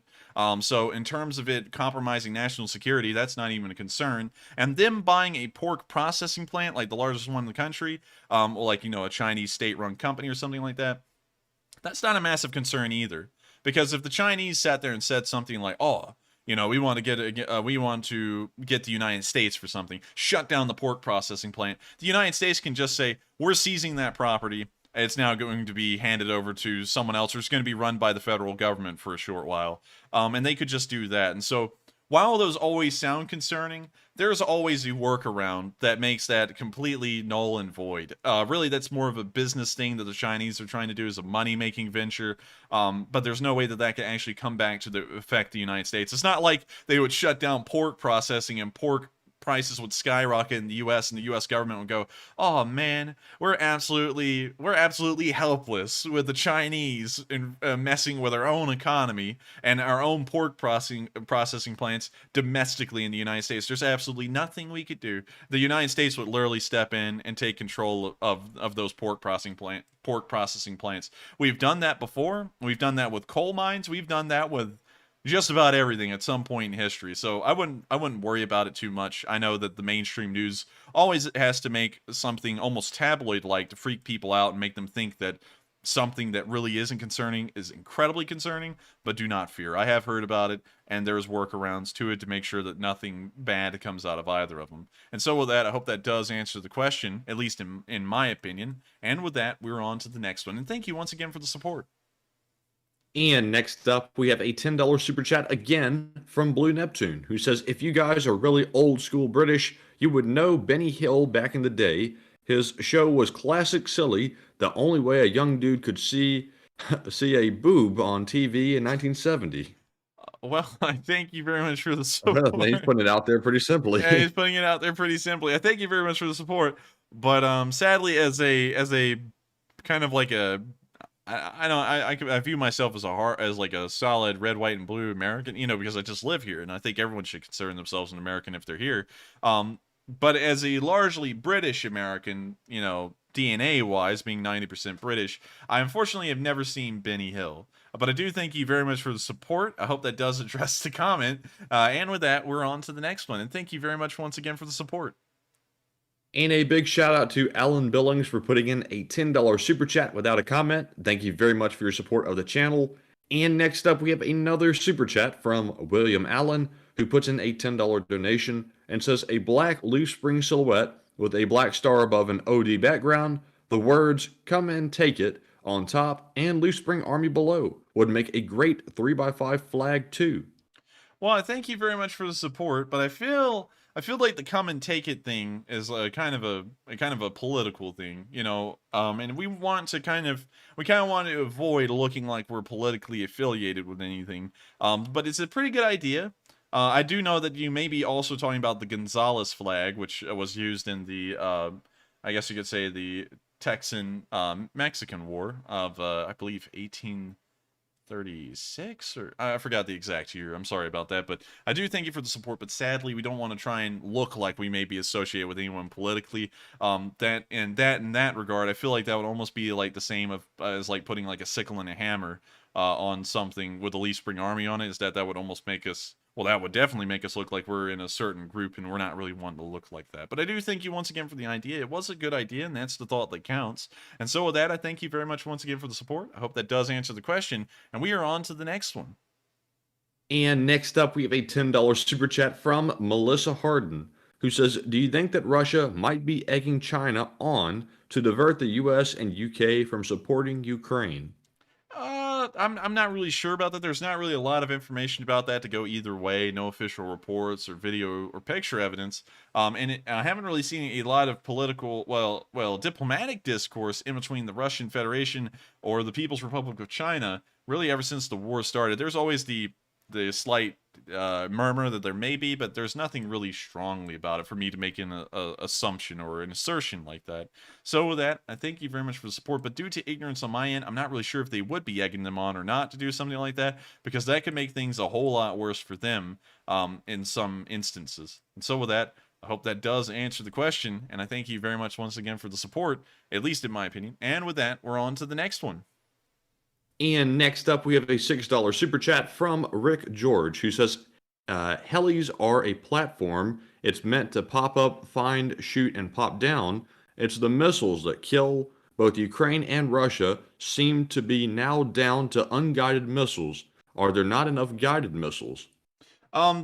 There are guided missiles, but the thing with helicopters using those is that those have to be directly aimed. You have to look at the target and fire them. And so you have to either get some kind of altitude and stay there for a while to guide the missile in, and that amount of time could lead to a helicopter being shot down. The unguided rockets have a large amount of range compared to the guided ones, because you can just tilt the helicopter up and fire them, and those things can have a range of 5 to 7 miles most likely, and you don't even have to be within line of sight of the area that you're trying to hit to be able to hit it that way. It's not that they've run out of guided missiles. We have seen them in use occasionally throughout the entirety of the war. It's just that they're not viable with how air defense systems have evolved over the past few decades. And so with that, I hope that does answer your question, and I thank you very much once again for the support. And once again, that's just based off of the information we have. And with that, we're on to the next one. All right, and next up, we have a $5 super chat from Bob Perrin, who says, what are your thoughts on the Chinese newest carrier group, Fujian's group, as compared to the USS Ronald Reagan? Let's see, Fujian group. Fujian carrier. Let's pull that. I know which one you're talking about. It's the brand new carrier they just commissioned. The Type 003. The Chinese aircraft carrier Fujian. Ah, yes. Of course. Our favorite aircraft carrier. We just love it so much. It was launched in 2022, but it's fitting out right now, so it's still not exactly ready to go. But let's look at the pictures of it. Oh my goodness. Sweetie little me. Looks like they finally got an aircraft carrier. Well, it only took them like, I don't know, like 70 years. But they finally got one. Good. The Ronald Reagan. Ronald Reagan. Come on, Ronald Reagan. Ronald Reagan class. Oh, man. These things. Wait a minute. Hang on. These look a lot like the Nimitz. I thought you were talking about the Gerald R. Ford class. If that's what you're talking about, I will compare those two straight against each other because that's what's supposed to be coming into vogue as the Gerald R. Ford class. This is the Gerald R. Ford. This is like the newest and most modern carrier in the American fleet, and I guess in terms of age, this would be very comparable to the Type 003. We can see that in terms of the aircraft, it can carry, complement. Let's see, it has a sizable crew, of course. Let's go to the Wikipedia post and see what public information we have on this carrier. Aviation facilities. Oh man, there's not a lot known about this thing.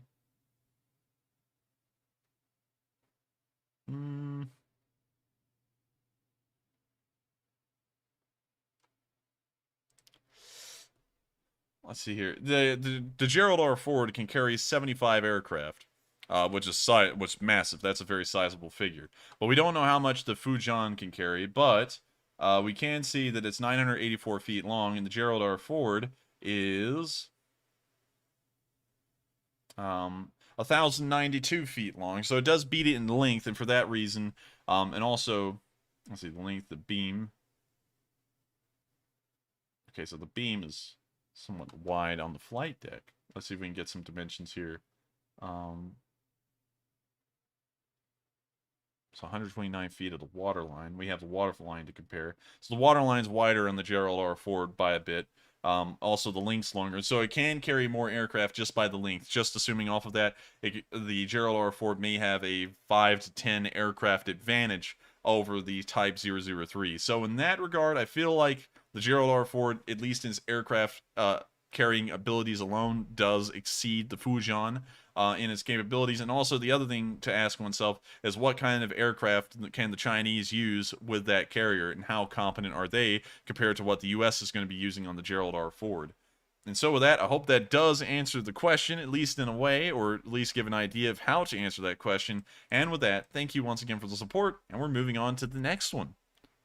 And up next, we have another $20 super chat from William Allen, who says, "That's okay. You think it's political? Since I lived in Alabama for 3 years, I'm sure you can a few flags flowing from the beds of pickups. And yes, the flag is a symbol of freedom over a tyrannical government."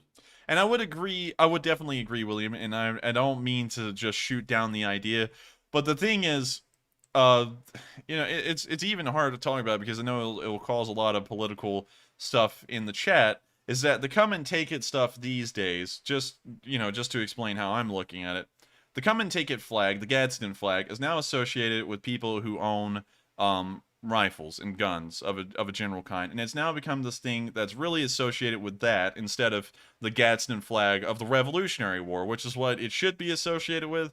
But like everything in America these days, it's been highly politicized to where if I did something like that, people would put me in that camp. And I don't want to be put in that camp, and I don't want to be put in the opposite camp either. So for that reason, I hope you understand where I'm coming from with that. For that reason, I don't really want to make a Gadsden flag like that because that would kind of put me in that category, and people would automatically assume, he's with those people. That would kind of be like me using, for an instance, like having a fist on the flag, or having like a blue stripe on it or something like that. It would get me automatically thrown in with a group. And I understand that it's a cool symbol, and I think it's definitely something that is historically important in the United States, but because of how it's used today, it's just, it would be tough to do that without getting thrown into a certain group. But with that, I hope that does answer the question, William. Sorry, I didn't mean to sound like I was just quickly dismissing the idea. It's just that I wouldn't want to be put in any group for that matter. We try our best to stay neutral. So I hope that does answer the question. Thank you once again. And with that, we're on to the next one.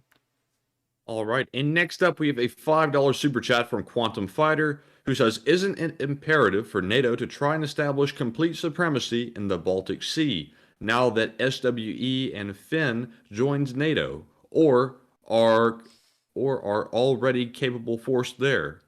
It's already a fairly capable force there, but they, of course, will become more capable as Sweden and Finland join, and that'll pretty much box in the Baltic fleet in St. Petersburg. And so with that, I hope that does answer the question. I thank you very much once again for the support, and with that, we're moving on to the next one. And next up, a shout out to Soggy Jungle for putting in an $8 super chat without a comment.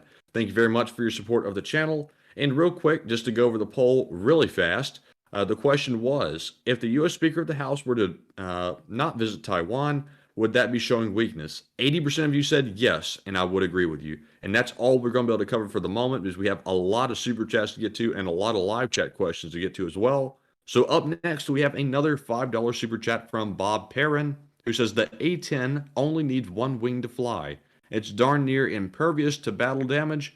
Bert. Well, I thank you very much for the support, and I would agree. Bert. And those are some pretty good points as well. And so with that, we're moving on to the next one. I thank you once again for the support, and with that, on to the next one. And next up, we have another $10 super chat from William Allen, who says, "I understand. I was just applying it to Ukraine, allowing its citizens to be armed now." And thank you very much once again, William. And I do understand, but once again, it's got those kind of political connotations, that would make it pretty tough to work with here. Considering a lot of our viewers are American, something like 60 to 70% of them are, it would be taken a certain way. And, and I see some people saying some things in the chat about it, and y'all can have y'all's political opinions, and I do own guns. But at the same time, I don't like to make public political opinions. I don't like to leverage my position here to try and act like I can change people's minds and force them to think a certain way. And so I try and keep it neutral. And I also feel like that's a pinnacle of what news reporting should be, is that it should be as neutral as possible, especially in terms of politics. And so with that, we're going to move on to the next question. And thank you once again for the support, William. And I do hope where you know where I'm coming from, and I understand how you meant it. It's just that I'd be scared of doing that for the reasons I mentioned. And so with that, we're on to the next one. And next up, we have a $5 super chat from Mr. Diggs, who says, "Artur Rihai is an old Estonian soldier with a good YouTube channel. He uses the phrase, 'knocked out cold.' He would make a great interview for the Enforcer." He probably would, but for the meantime, we're going to be dropping guest star appearances for a bit, because we had a bit of a nightmare trying to coordinate any, and then they all fell through about a week and a half ago. And at that point, I kind of felt a little bit worn out of trying to get with guest stars and work with them. Of course, I'm not trying to, throw any shade at anyone here, but we're trying to run fundraisers for a war and help support a country the best we can. And, if people feel that's not important enough to show up, it's like, well, I guess we won't focus on that anymore. So with that, I hope that does kind of answer the question as to why that might not happen soon, but we will think about it. And so with that, thank you once again for the support, and we're on to the next one. And next up, we have a $5 super chat from Victor Privaslaki, who says, "I'm from Rivne, Ukraine, U.S. citizen since 01. Enforcer, what you're studying that you're this informed or intelligent in area of warfare, Russian aggression, and military?" Well, I thank you so much for the high compliment there. And to answer that, I simply read. I just read a lot. Now, a lot of people read things like drama, crime, romance. Like if you want to know I'm really tooting my own whistle there to say I know what I'm talking about. But if you want to be like me, and that's your goal, you got to drop all of that. Every time you got to read, it's got to be. And now I sound like one of those people. So it's not a mindset, it's a grind set. But you got to be one of those people that just read stuff pertaining to this. You got to read historical precedent. You've got to read the boring stuff, the economics, the spreadsheets. You've got to get in deep with that stuff. You got to try and draw the pictures like, so these guys did this, and that resulted in that. And then you got to go through all of history, and well, at least modern history from 1600 to present, because that's really the part that counts for now. And you look at all that, and you're like, wow, every time someone did this, it almost turned out this way every single time. And then there was a couple of outliers. So that's kind of how I've gotten to this point. And also, I just read up a lot on current affairs and events, like how the Russian military has been organized and operated since 1991 to the present day. And so with that, I hope that answers the question. Thank you once again for the support and also the high praise. And with that, we're on to the next one. And up next, we have a $5 super chat from Bob Perrin once more, who says, will a PRC attack on the U.S. cause NATO to invoke Article 5 as they did for the 9/11 attack? Yes, if the Chinese attack the United States, it being a NATO member, that would invoke Article 5. And so with that, I hope that does answer the question, and I thank you very much once again for the support. And with that, we're on to the next one. And up next, we have yet another $5 super chat from Bob Perrin, who says, how does the ANZUS, or maybe now the AUKUS, treaty factor into the situation with Taiwan? Unfortunately, I'm not particularly sure what treaty that is at the moment. I would have to try and get brushed on that to answer that, so I'm going to have to declare ignorance on this one. But I do thank you very much for the support. And if this war begins to, if this little crisis over here begins to escalate into a conflict, I'll definitely make sure to read up on that and see how it pertains to the situation. And so with that, thank you once again for the support. I hope that does address the comment, and we're on to the next one. And up next, let me give a shout out to Onion Mother and BM for putting in a $5 donation each without a comment, and we appreciate you both very much for your support of the channel.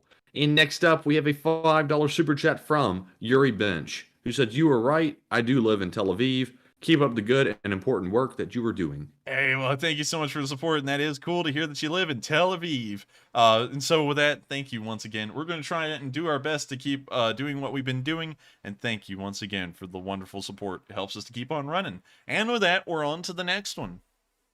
And up next, we have a $5 super chat from Blue Neptune, who says, he was correct. If we see A-10s there, the enemy's radar will be blinded as it flies. And I thank you very much once again for the support, and I do agree that enemy radars should be interfered with or destroyed at best, so that way the A-10 can operate. And so thank you once again for the support. I hope that does address the comment, and we are on to the next one. And up next, we have another $20 super chat from BC Skyman, who sends in a super sticker of the dog holding the trophy. The dog. So thank you very much, BC. Yes, the dog. It's a dog wearing something I can't tell. It's a samurai. Cute little dog. It's a samurai dog. Samurai dog. It's a Shiba Inu wearing samurai armor. Yeah, it sure is. Doge to the moon. Yeah. And so with that, thank you once again for the support, BC Skyman. And with that, we're on to the next one. I hope you all do understand. We are getting really pressed for time, and Matthew told me we had around 20 of them left still over text. I know that's supposed to be kept secret, but I just want you all to know we're not trying to blow through these because we do not care. We just want to make sure we can get to all of y'all tonight. And so with that, we're on to the next one. All right, and we now have 10 left. And up next, we have a $5 super chat from BEM again, who says, been here since the beginning from Norway. Thanks for your work, Norway. And thank you so much for the support. I love to hear that we have viewers from all around the world. I find it just really cool to know that there's so many people who watch, and I thank you so much for being here from the beginning, a Lee Spring Army veteran, and helping to keep these streams running. And so with that, we're on to the next one, and thank you once again. And next up, we have a $5 super chat from Putin will hang in the middle of the Kremlin, who says communist dictatorship in China runs over their own citizens by tanks. And he puts in the mad emoji with the cursing symbol on it. And that is true. The Chinese treat their citizens like garbage, and this sounds very bad, but it's true. The Chinese treat their own people like a dime a dozen kind of thing. They just act like, well, if 40 million of them die, we'll get another 40 million in 5 years. That's how they did the Great Leap Forward. That's how they did Tiananmen Square. That's how they do anything. If they just need to, the manpower is expendable. And I don't know why. I mean, yeah, well, that's a whole other thing for a whole other time. But I hope that kind of addresses that a little bit. And they are a pretty oppressive government by and large. And so with that, we're on to the next one. And thank you once again for the support. And next up, let me give a shout out to Paul Mint for putting in a $3 super chat without a comment. We also have a $2 donation from Dupper Bob. So thank you very much to both of you for your support. And up next, we have a string of 4 super chats from NOYDB. Each one has a $3 donation attached, and the first one is, here's your Canada list. Google canada.ca, and then he gives a very long URL. And we'll look into that, but unfortunately, due to time reasons, we won't be able to do that on stream. And so with that, we're on to the next one you sent in. And the next one is, the Striker is a family of 8-wheeled armored fighting vehicles derived from the Canadian LAV-3. And I actually didn't know it was a Canadian LAV-3, but I do thank you very much for the little bit of information there, and I think that's actually some pretty cool information to know. And so with that, we're now on to the next one you sent in.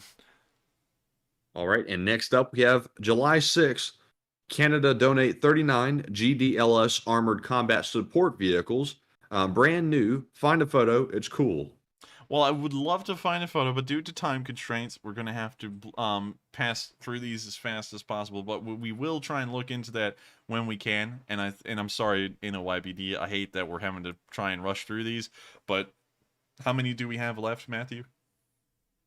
We have 2 more super chats left, and then we have, wait a minute, actually 3 more super chats left, and then about 10 or 15 live chat questions. All right, so due to that reason, we won't be able to look at them on stream tonight, but I will try and look into it, and thank you once again. And so with that, we're going to move on to your final super chat you sent in.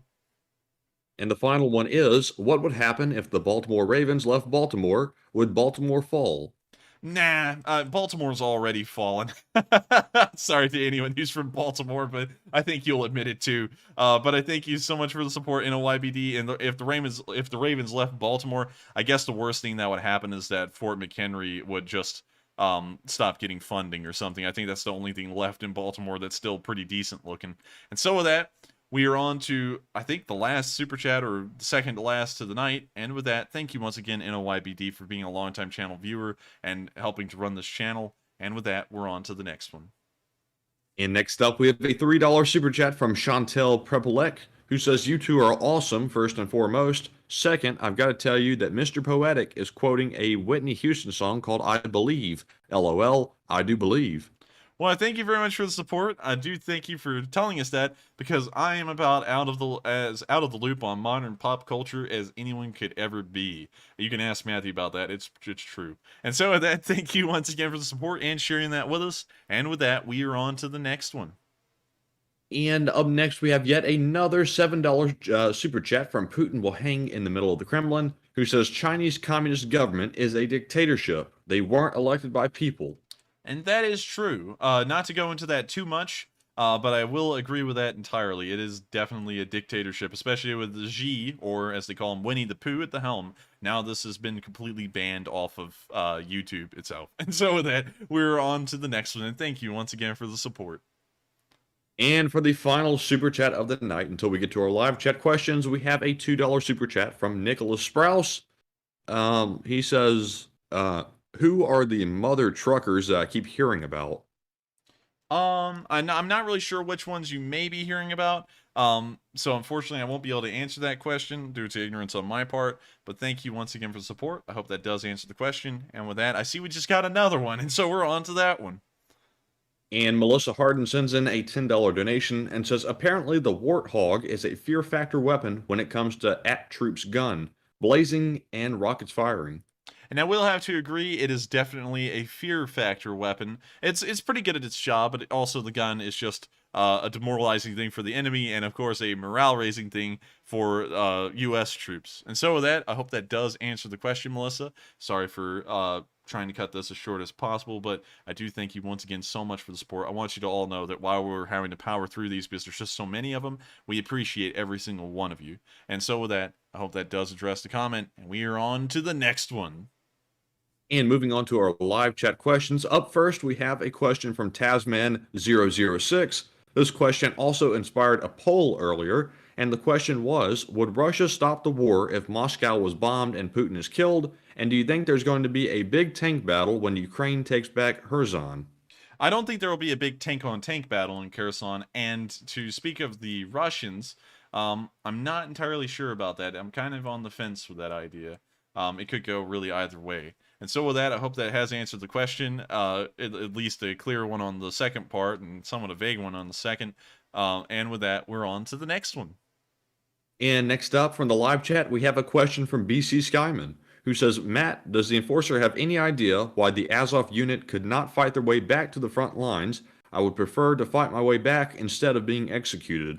They were running low on supplies, and they were about 50 miles behind the lines. They would have to take that whole entire trip on foot, and 50 miles in the wide open through open fields and tree lines would be a death sentence for all of them, and they would have all ended up dead anyways. And so they assumed maybe we could make our way as a prisoner and get out of it alive somehow, instead of having all of us killed in a suicidal march to the front line 50 miles away. And so I hope that does answer the question, at least as far as I was able to extrapolate from it when it was happening. And with that, we're on to the next one. And next up, we have a question from Clem, who says, any chance that a war with China would interfere with the weapons supply to Ukraine? Maybe. I feel like the United States would kind of consider those things both one and the same, and so I'm not really sure. We would just have to see how big the war became in between the U.S. I feel like it wouldn't, because the U.S. Army would not really be heavily engaged in the war, and so, well, at the earlier phase it wouldn't be. And so it would largely be relegated in between the U.S. Navy, the Chinese Navy, and the Chinese mainland for the most part. And so with that, I hope that does answer the question, at least as far as I'm able to assume. I may be wrong with that one. But with that, we're going to answer 3 more questions from the live chat because we are pressed for time. And with that, we're on to the next one. And next up, we have a question from Bill G, who says, will PRC Navy go the way North Korea did and sink a destroyer and get away with it? Can you reread that one real quick? Because I just saw something. And Bill G said, will the PRC Navy go the way that North Korea did and sink a destroyer and get away with it? Ooh. I mean, like, I don't know. It's like a Zelenskyy style. Ooh. Yeah, kind of. I'm not really sure. I think they may. I'm not. I mean, that's a tough one for me to answer. Honestly, I could go either way. Hate to say that. Sounds like a cop-out, but I hope that does answer the question, Bill G, at least in a way. It's kind of like an on-the-fence thing for me. And with that, we are on to the super chat that just came in from Wes A. Yes, and that super chat says, I missed most of tonight's stream. Can we start all over? JK, I just want to throw in another live chat to keep this thing going. Smiley face. Well, I thank you so much for the support, Wes A. Of course, that helps us to keep this thing running. And yes, we're going to start this thing all over in 3, 2, 1.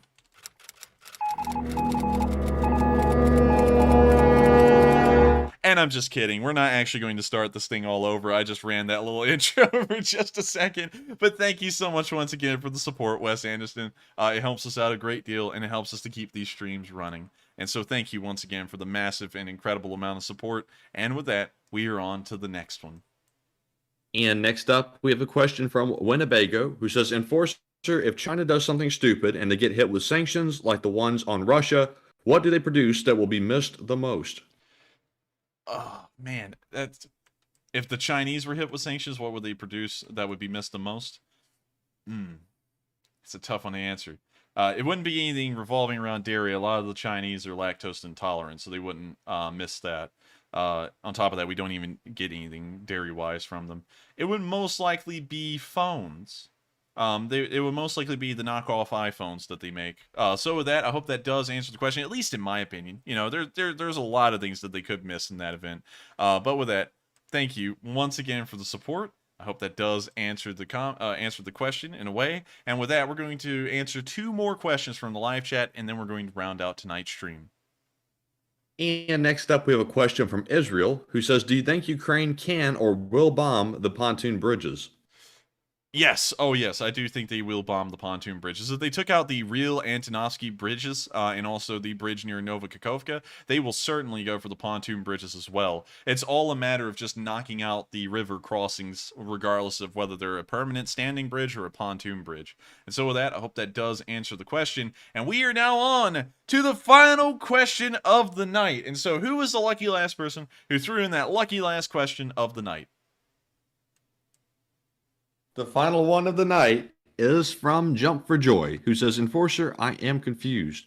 Russia tells everyone that the special military operation is going to plan. So why do we keep seeing fresh train loads of vehicles headed to the front?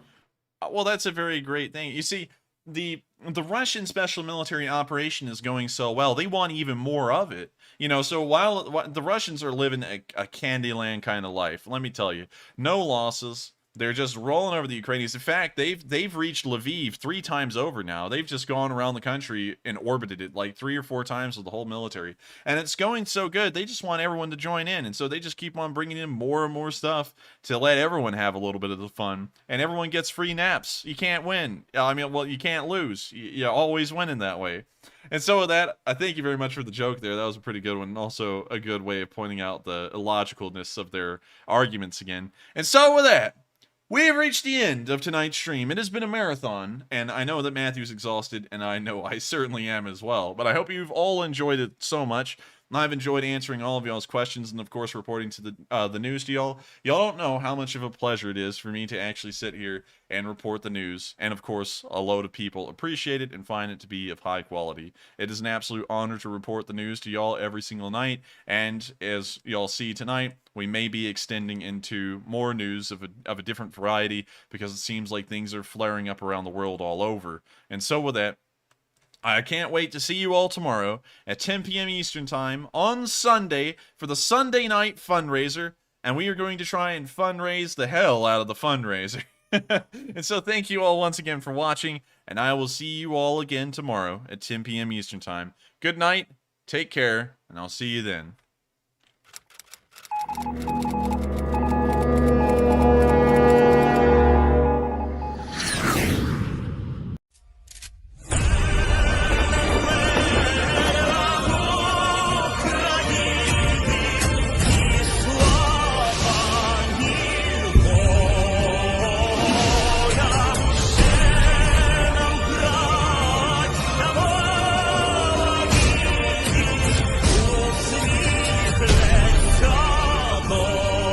Doля, згинуть на